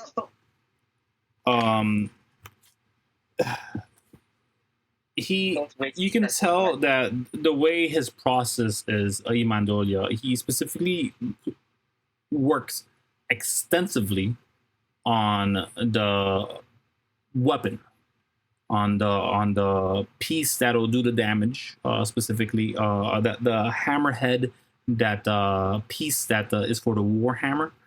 He's making it intricate. One piece seems to be sort of like blocky, kind of like a Thor's hammer situation on that one end, while the other kind of splits out to 4 points, and it's kind of, it would be sharp, but it just looks sharp, and it's just a massive blunt end there, with just one side slightly smaller and the other side slightly bigger at the 4 points, while the other part is smoothed out again, just like Thor's hammer, but a bit smoothed out or rounded on that end. And at the bottom point, yet to have been made, you can tell that he's already had begun working on the base, but has not made the final implementation of the end yet, the pointy end.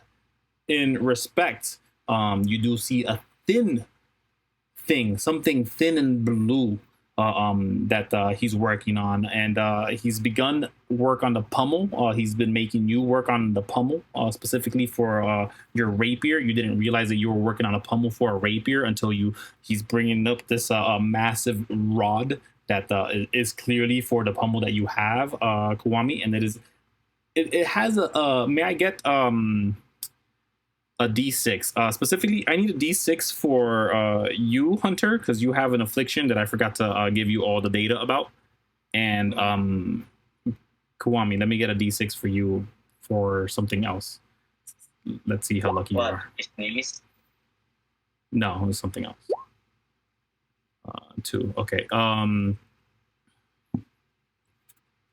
That wouldn't work here. So would it be? Okay, let me do the one that I actually do have the information for. Okay, so Jeff, Hunter is currently frightened by a random color. That color is sickening greens. So whenever you see sickening greens, you are afraid. You are so lucky that thing that Imandolia has not green, because it almost was. Yeah, so whenever sickening greens or like puke greens appear, I'll let you know if it ever does happen. That's a very rare color to spot in the world, especially in the underwater world. There's a lot of blue hues here. Maybe in a dirtier spot, but yeah, you are afraid. You will be under the frightened condition whenever you perceive this color. That's that. That sounds like insanity. Yeah, that's How did that come about? that's that was a fate affliction that you got when you were leaving the cave. Jellyfish? Yeah, yeah.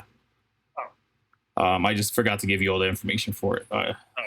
I just needed that D6 for that. Because you rolled 57. But what am I looking at here? Nope, I'm looking for that. Okay, so it's not this. It can't be embers because that's one. But it can't be that because obviously. So I gotta look it up then. So I just gotta check a little thing. What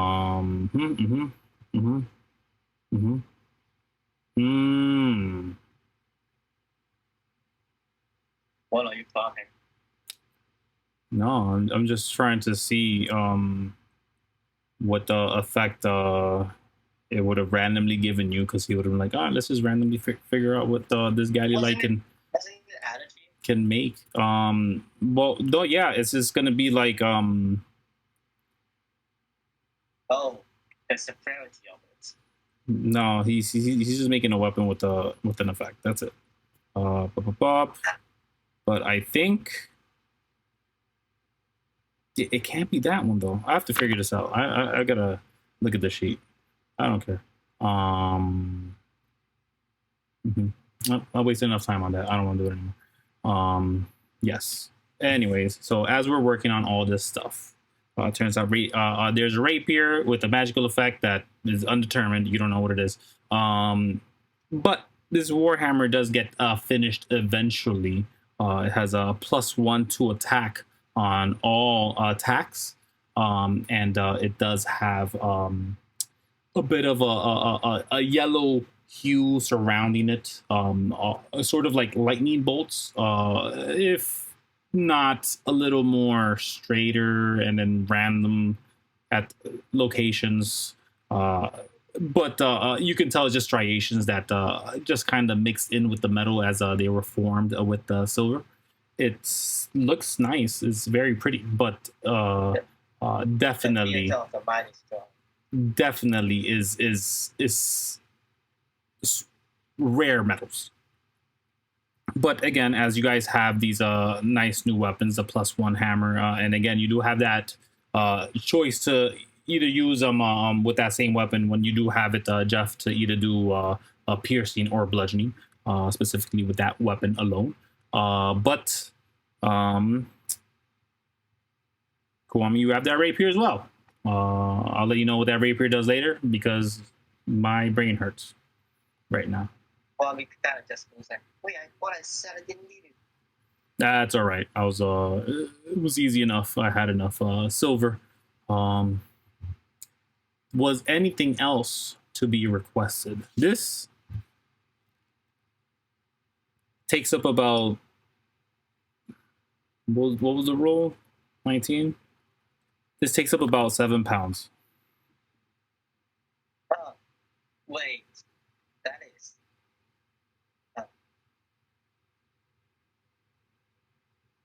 He used it efficiently. Amazing. Yes, and he's not using 100% Galilite because that makes no sense. I want to do that. Okay, then I'll just write it in my inventory of how much we have. Okay. He's already using some for his weapons. Oh right, okay. I'm just going to write down 16 for that. Yeah, knock off 2 for the ammunition that he's making. Okay. Okay. Do you guys wish for any other type of items to be made in this situation? He has had a day, but tomorrow is another. Yeah, had a day, but tomorrow is another. Yes. To that, could I get Hunter to make a persuasion check? Persuasion check. Ooh. Roll me 60-12.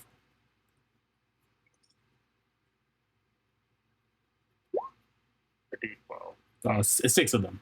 Give me 5 more. A what? 5 more. 5 more D12s. I guess. Yeah. All right.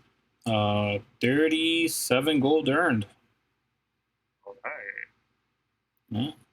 Yeah. He also gives you healing potion for a pretty decent haul. He says, I had a pretty that guy with the white hat. He writes up in the air. He definitely spent a lot, enough to cover for an extra of these. He said he didn't need it or didn't have the space to carry it for some reason, but it's yours. I don't need it. He gives you a healing potion. The There's guy. indeed healing potions. That's hilarious. Mhm. Thank you very much. I'll use this in the most extreme of emergencies. Very nice. But he does ask before you leave if you'll be back tomorrow. I believe I will be here tomorrow, but I am not sure whether or not we are due to depart, unfortunately. Okay. But if I will be here tomorrow if I am staying in town still. He gives you a thumbs up. And to that, we could close that night. And the next morning shows up. Unless you guys had something that you wished to do this specific night. Can I learn for smithing proficiency from Eva? You already are passively, and I'm keeping track of it. Thank you. And I will give you a number as soon as it makes a number that's worth writing down. Yeah, worth writing down. Okay. Yeah. It's just like land vehicles, isn't it? Yes, it takes a long time to learn anything besides language in this universe. Ah, yes, language. Yes.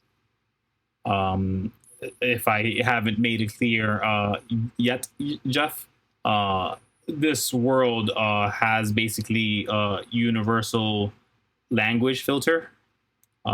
Most of the people have been affected by it. A few people do exist that have yet to be affected by it, but you know the effects very well. You know that all it takes is someone to be so unlucky, maybe in the wrong situation or in the wrong position, in the wrong state of mind.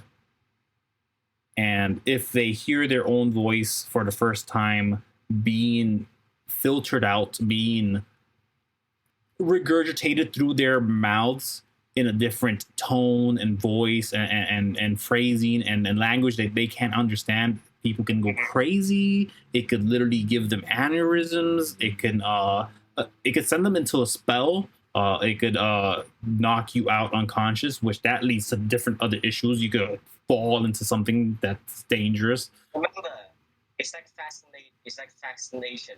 It could happen. Doesn't mean it would happen. In Spiral, yeah, in Spiral, this happened in mass exodus.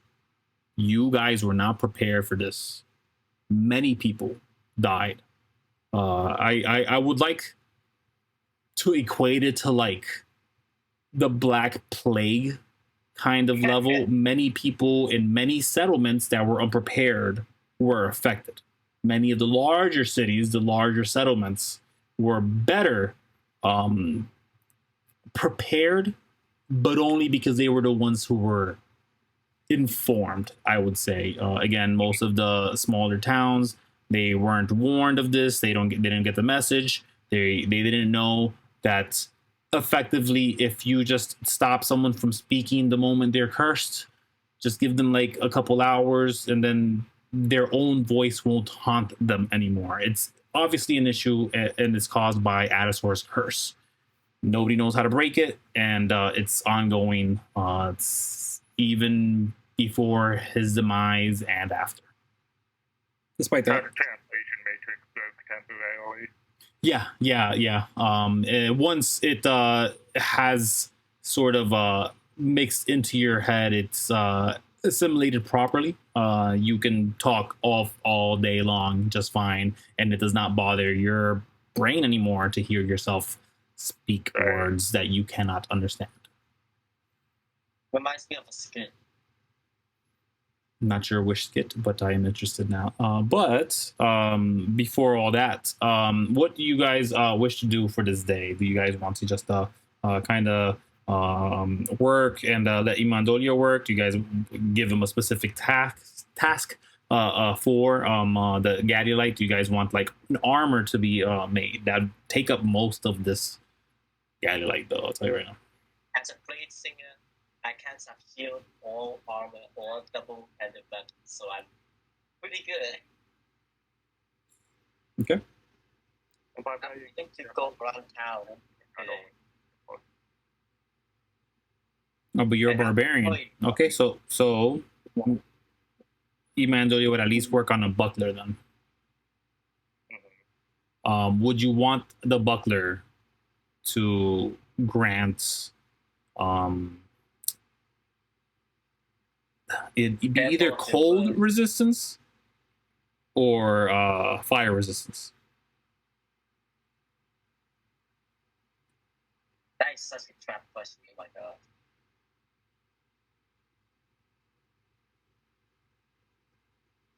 Jeff, it's up to you. Is it cold resistance or fire resistance? He's gonna make a buckler. He's telling you, "Oh, I've made these a dozen times. I know how to do these like back of my hand."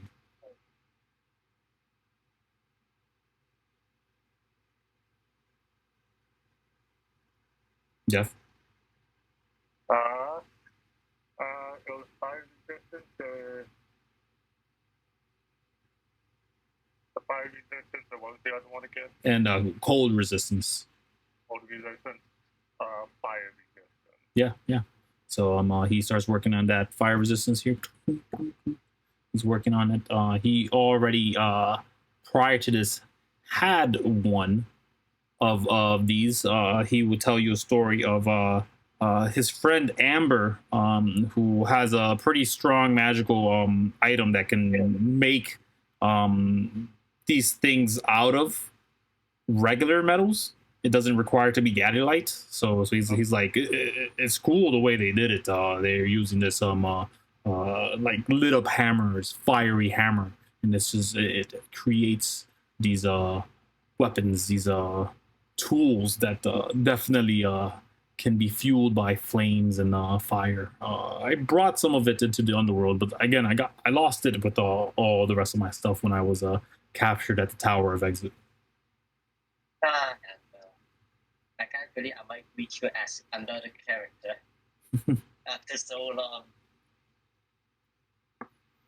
Yeah, she made money in the overworld, but Imandolia eventually does finish this buckler. So as long as you have this buckler on, it's gonna give you +1 AC. Is not gonna interrupt your dual-handed, and this does not count as a shield proper. So you can wear it.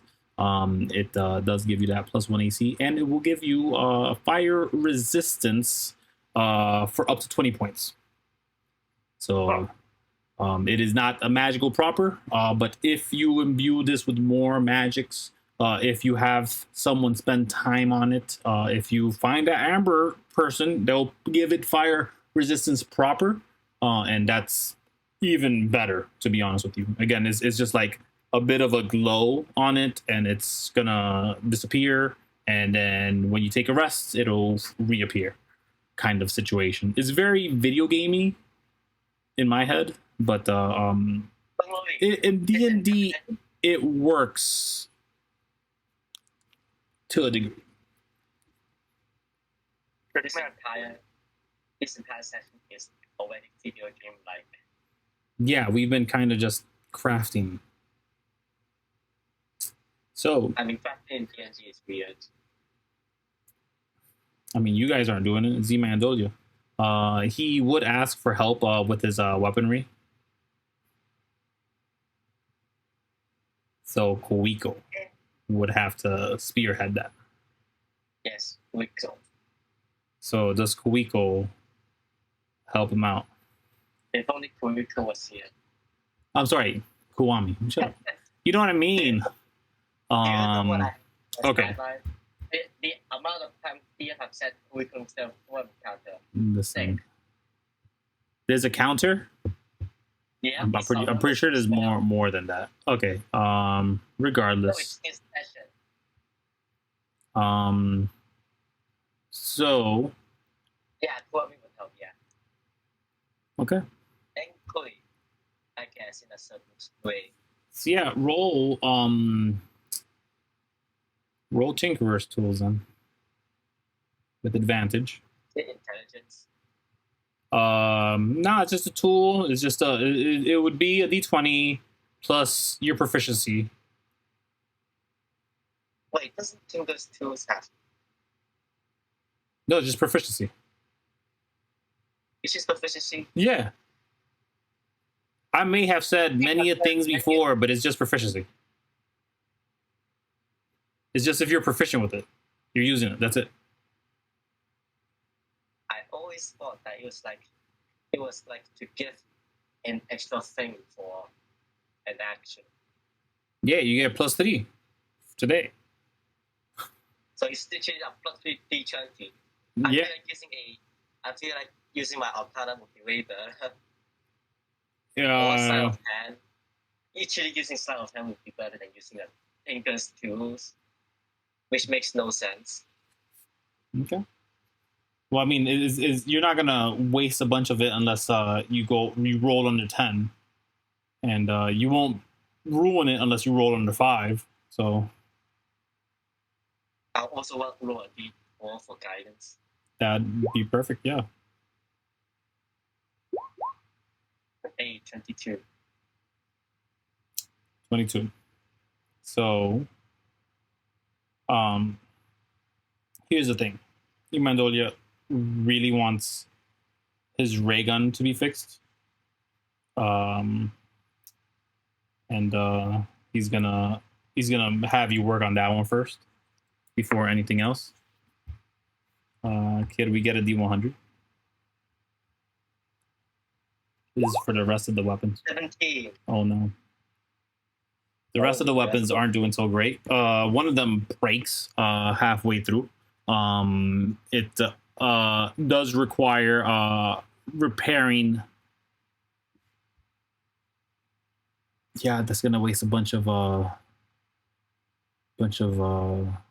resources, but he doesn't have, so he cannot use that weapon anymore. So he stores it away. He's like, okay, great, that's gone.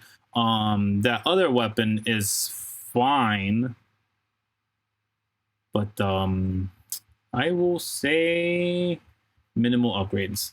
That 17's got me thinking now. You know, I got to do some background work. Thank you very much. The ray gun got fixed. The important one got done, and the rest of them, things happened. Things happened. We'll see. I have to figure it out. That's another thing I have to worry about later. Great, let me write that down.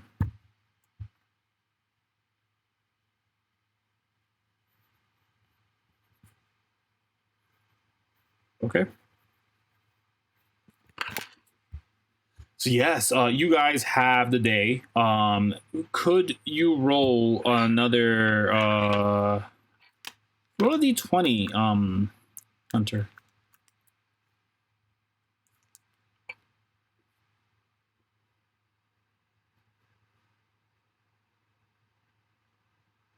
Jeff?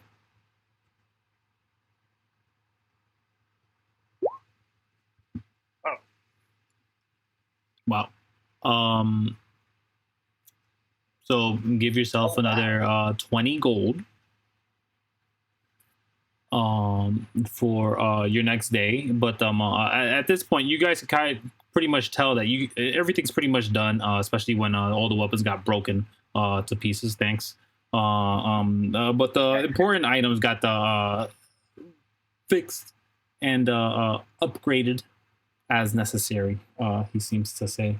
He's like, no, yeah, I just needed this thing to do more punch. You know, it was pretty weak, given the circumstance at least.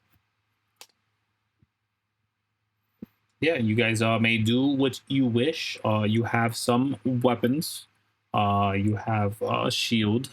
There is a DMPC with you. You guys have a vessel that can fly through the air or swim through the water just as easily, not the ground. What do you do? Hey, would that be happen to like have a, I don't know, scroll shop? Yeah, the magic word has some scrolls in there. You see Hunter being a door person in front of it. He's very convincing to the people that are around. He even got you to walk inside the store, even though you were already headed there. Hi. Oh, hello there. I didn't see you.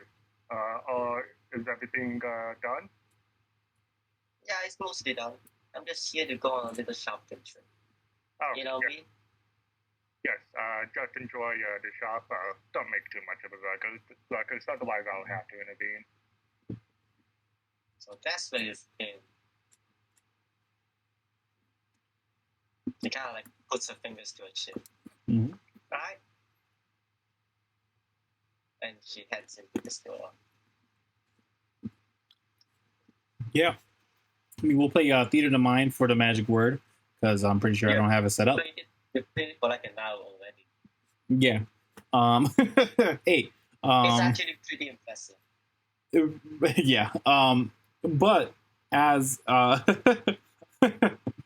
as you guys do make it here, I'll show off a little more of what definitely you've been surrounded by, Hunter, as there seems to be a different array of several types of weapons, all of them enchanted in one way or the other. The price points are at minimum 100, 200, some are 300, 10K for one of them. One of them is labeled at 8K. You're like, whoa, what is that contraption supposed to do? It looks like it might have, they look like, how do I say, pigeon wings, dove wings, angel wings, I think would be the more correlation in size. If they were squished into one little backpack and they're kind of ready to be sent out horizontally, that specifically is a seems to be a flying apparatus of some degree, but they do have all types of weaponry and magical items that you can seek, spell scrolls included. Holy moly. This keeps reminding me of the killing ground. Okay, anyway, can I look around for the scrolls? Yeah, they have scrolls there. Some say empty scrolls, and others are labeled. Nope, those he specifically has a bunch of scrolls behind him in a cubby situation.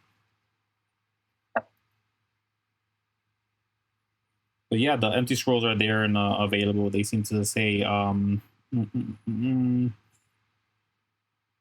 want to say, this is the magic word in the underwater. So his are going to be 10 gold. I mean, I'm looking for spells, not just empty scrolls. Oh, if you're looking for the scrolls themselves, they seem to be right behind him.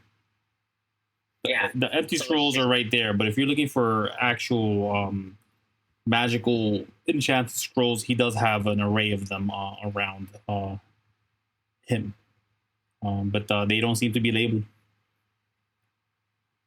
Okay, then I'll just grab like 9 of the empty scrolls and just prop them on the table. Okay.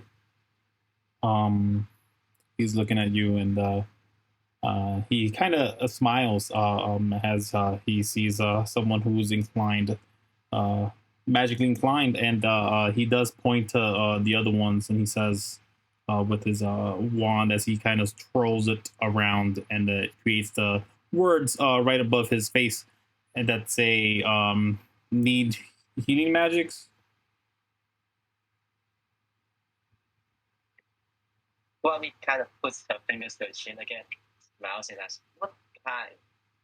He pulls a scroll, and it's a healing word scroll.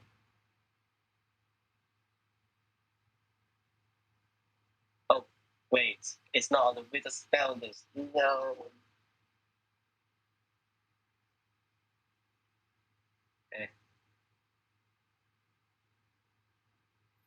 A wizard can't learn healing word. Yeah, the only reason I use cure wounds is because of others I serve. I'm pretty sure you could write in any spell that you want into any spell book. Okay then. You just have to literally learn the spell. Okay then. Yeah. Ooh.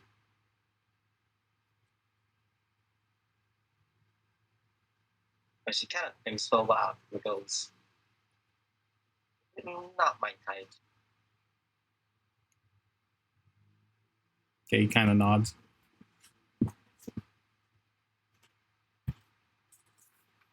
I'm gonna cheat now. Cheat that. Yeah. I want to see what else he has. Because I know he has, he pulls out a silent image. He pulls out a slow.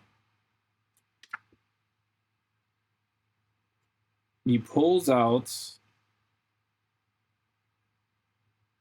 No, he wouldn't pull that out. He pulls out a polymorph. See, what else does he pull out for you? Pulls out a major image scroll.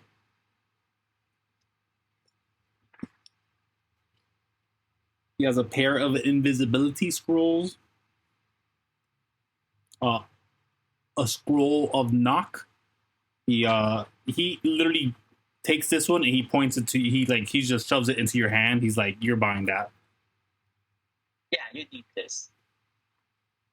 He pulls out one that seems to be all the way at the bottom of the cubbies that he didn't realize was there, and it's an identify spell. But that's it. I hope you wrote that down because I don't remember. Wait, what was the last spell? Identify. Oh. There is a lot of text here. It is such a utility spell. Yeah, it seems that each first level spell he has them priced at 50. A second level spell is at 100. Third level is 200. Wait, that's it? Huh. You want to ask for What fourth and is fifth? knock? Knock is the weirdest spell I've ever seen. That's the best spell ever. It'll make the loudest noise ever, but you'll get in. Yeah, nice. I mean, Shadow kind of does the same thing. I mean, but it doesn't guarantee you entrance. That is true. And I do have to prepare it, but I don't have many prepared spells. Let's see. Slow. Okay. By the way, I'm sorry, Hunter. I'm just thinking about stuff real quick. Yeah, I mean, Jeff, if anything you'd like in this as well, you've been earning some gold. There are weapons and items here that you may purchase as well. And he is offering discounts to employees, right? But yeah, I'm just quickly looking through it. What is? I still don't get knock. it opens up a door for you. It's gonna alert everybody, but it opens up a door. It opens a door and it's knocked like 300 feet. Yeah, Wait. it makes a loud noise, alerting everyone that you have just walked into a door. God, it's such a weird spell. I mean, it's interesting. It could be useful, but most probably not.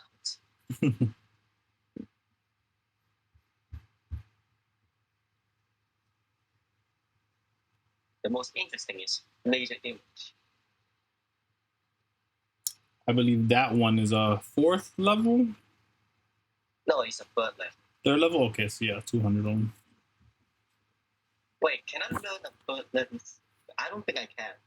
Oh, if you don't have a spell slot, you can't learn. You can still hold on to the scroll spell. I need one more level to learn Spell a scroll. bird level wizard spell.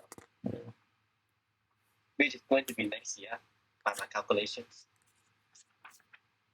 I mean, do you guys just well, it depends. You guys do something right.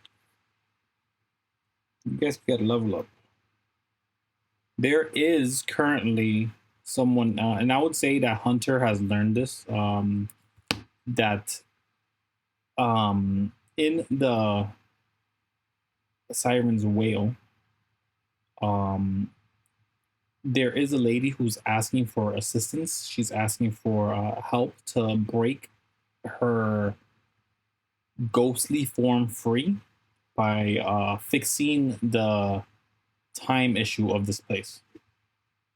Time issue? What? Yeah, the Hunter would have been informed that there is this, and you probably would have done this in the vein of like, wow, I'm waiting for these fighters that really bang each other up, and it's kind of done with in the fighting pit itself. So you probably stepped outside where there's like less ruckus, and in that you probably would have talked to that spectral ghost, the spectral being that's kind of just floating in the middle of the table there in the place. I'll take you guys if you really are interested.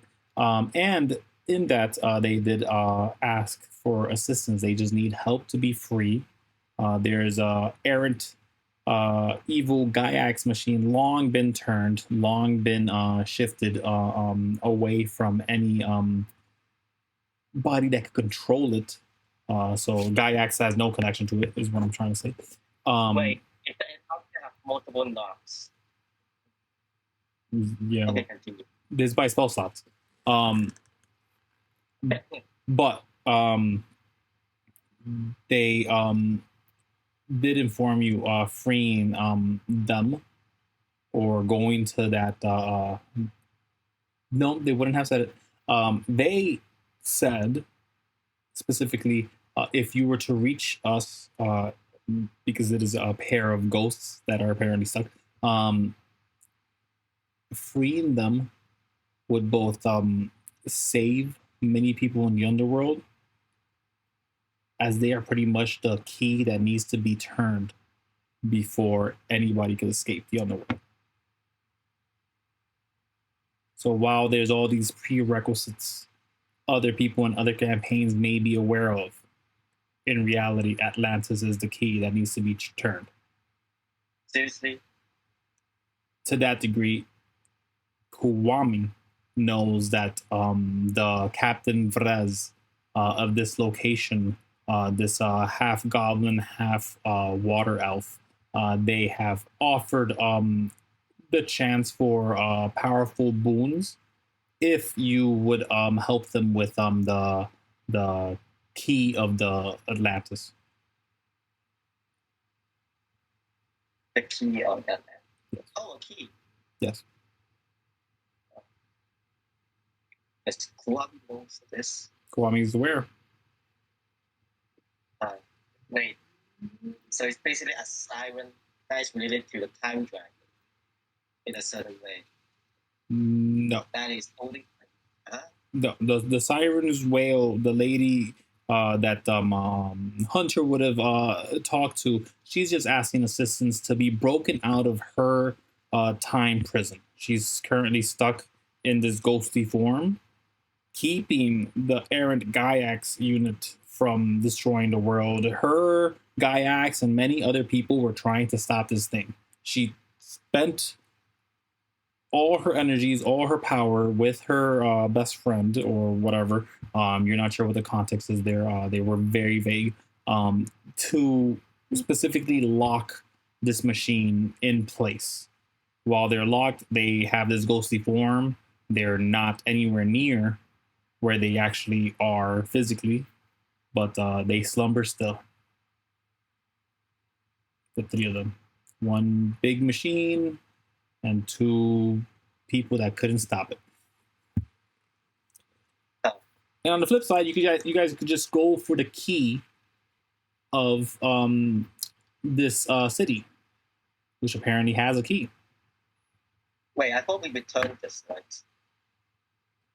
Oh, I think one of the players went to investigate the keys. Was it Kuwami? Because I think Kuwami has met the siren before. You may have. You may even know that information. Yeah. So if you met her before, yeah, you probably it wouldn't be that. I'm going to buy a major image, silence image, invisibility, and what levels are all those? 3122. So it's 450 gold, along with the 90 of the empty scrolls. Do you have that much? I have 695 from the room bar. Then deduct it, if that's what you want.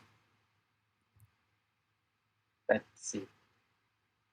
Okay, I did the math. Thank you. Because I didn't want to. But you guys have options of things to do. They don't have to explicitly be leaving this area. But if seeking powerful items was the route, the one that specifically does offer pretty powerful boons is like, hey man, listen, I just need the key to be fixed. There's a key that's there's like a double key situation where like one of the keys are there and you just kind of just have to switch them out just because it has to happen like that every once in a while. It has to be an update. And we haven't done it in a long while. Like we actually can't because it keeps sending everyone back due to like the magic effects of the thing.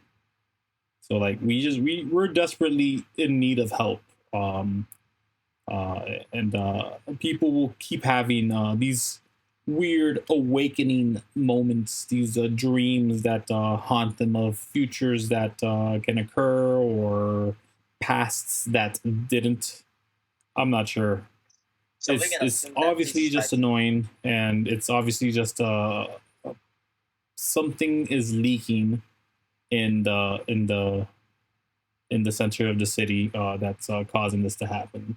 But without the key being removed and then replaced, it'll just continue to happen. So I don't know. We can assume that it's like after the working hours of Hunter, we're like gathering around to talk about what we have heard. Yeah, and this is what you guys would come across and have learned. Other than the obvious notes that maybe if you talk to some of these people here that are on the map proper, they probably would have told you, we have heard of some people that attempted to breach 2-3 months ago. They were sent back, but their vessel was completely destroyed, and half the crew made it. Rest are presumed dead or missing.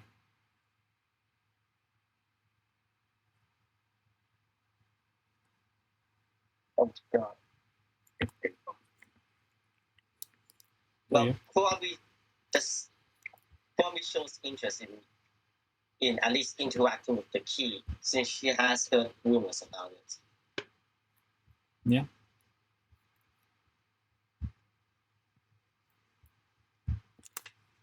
Is that the route we're gonna head? Did you wish to? Or do you want to go to the guy as a siren hunter? The what? We have 3 routes. Ignore it all and head to the surface. We can help the siren in the timeless prison with Gaiax, or find the key to this place and recover the people.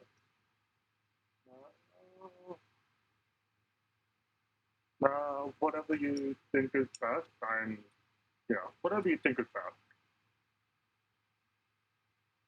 And for me, what I think is best is the siren. But what my character think is best is the key, because that sounds fun. The siren's whale, right? The tavern. Yeah, she's currently stuck in a time lock. She used a spell, and this machine needs to be destroyed. If you go to help them out, you'd have to destroy the machine, or it would be for nothing. Let's go ahead and do that. I guess I can always do it. I can always see and try and get more green meat from them. So yeah, and some of these machines bleed gadolite at times. Okay, Kuwami is completely on board now.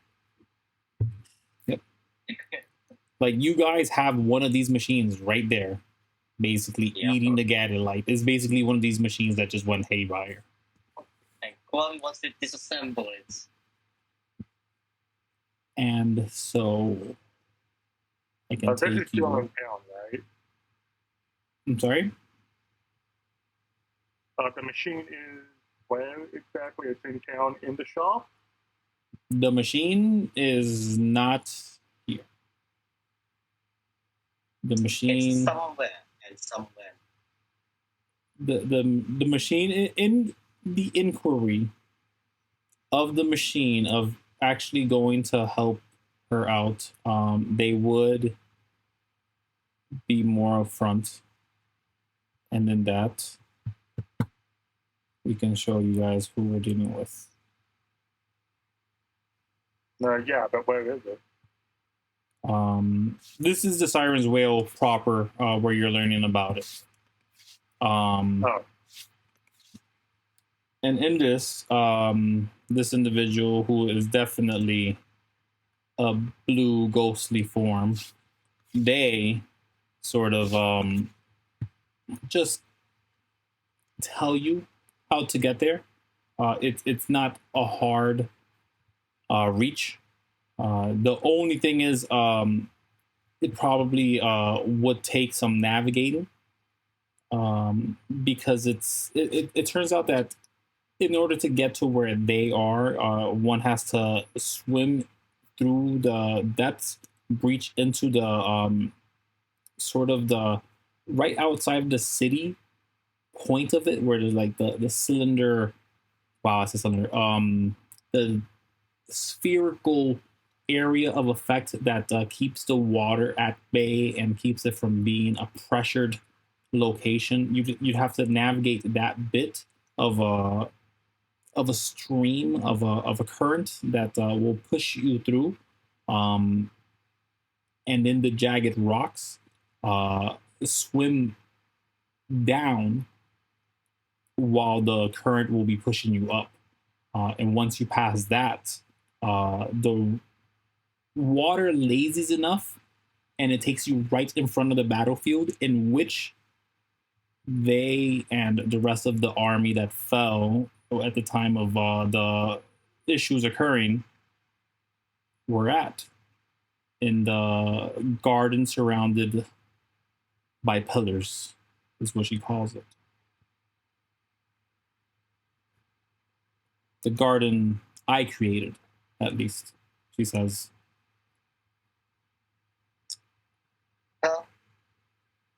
Wait, can you summarize that? I still don't get it. Like, she's saying to swim down to the bottom of this city, let the water take you, and the moment it starts going up, you have to swim down. When you make that swim down, if you aren't immediately ejected away, you will be funneled into the battlefield. And then the battlefield, you just have to walk it, and then you'll eventually meet the pillars in which they are, which is a bit of a walk, but it will eventually lead you to there. There is no way to get lost, she says. The construct walks up, and he's like, if you all are serious, my sword is with you, and he draws it, and it's sort of like missing the center point of the sword, but it is definitely a long sword. It's just magically split in two. Oh, that's cool.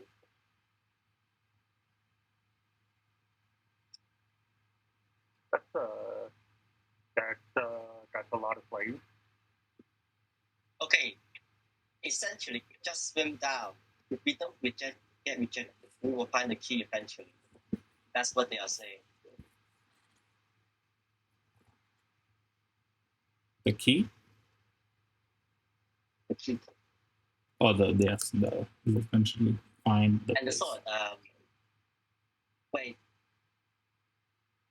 I would imagine Kuwami and Hunter being in front of Hima, right? Yeah, probably here with Imandolia. Sure. I don't have Imandolia. Kuwami Okay. kind of looks over to Hunter and see if he wants to grab the sword. So we're gonna go ahead and fight this thing. No.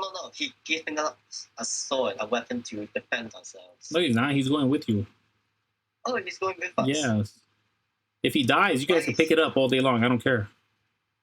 Oh, Yeah. another DMPC.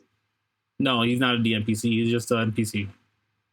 Imandolia is the DMPC. He has wings. God damn it. Wait, so we're getting the key of... Wait, I thought we're going to the side of the guys. This is a siren. Oh. That's him. Oh. Them right there. Okay, let's get going. Okay. So to where? To the under. The underwater of the underwater city. Yes, that.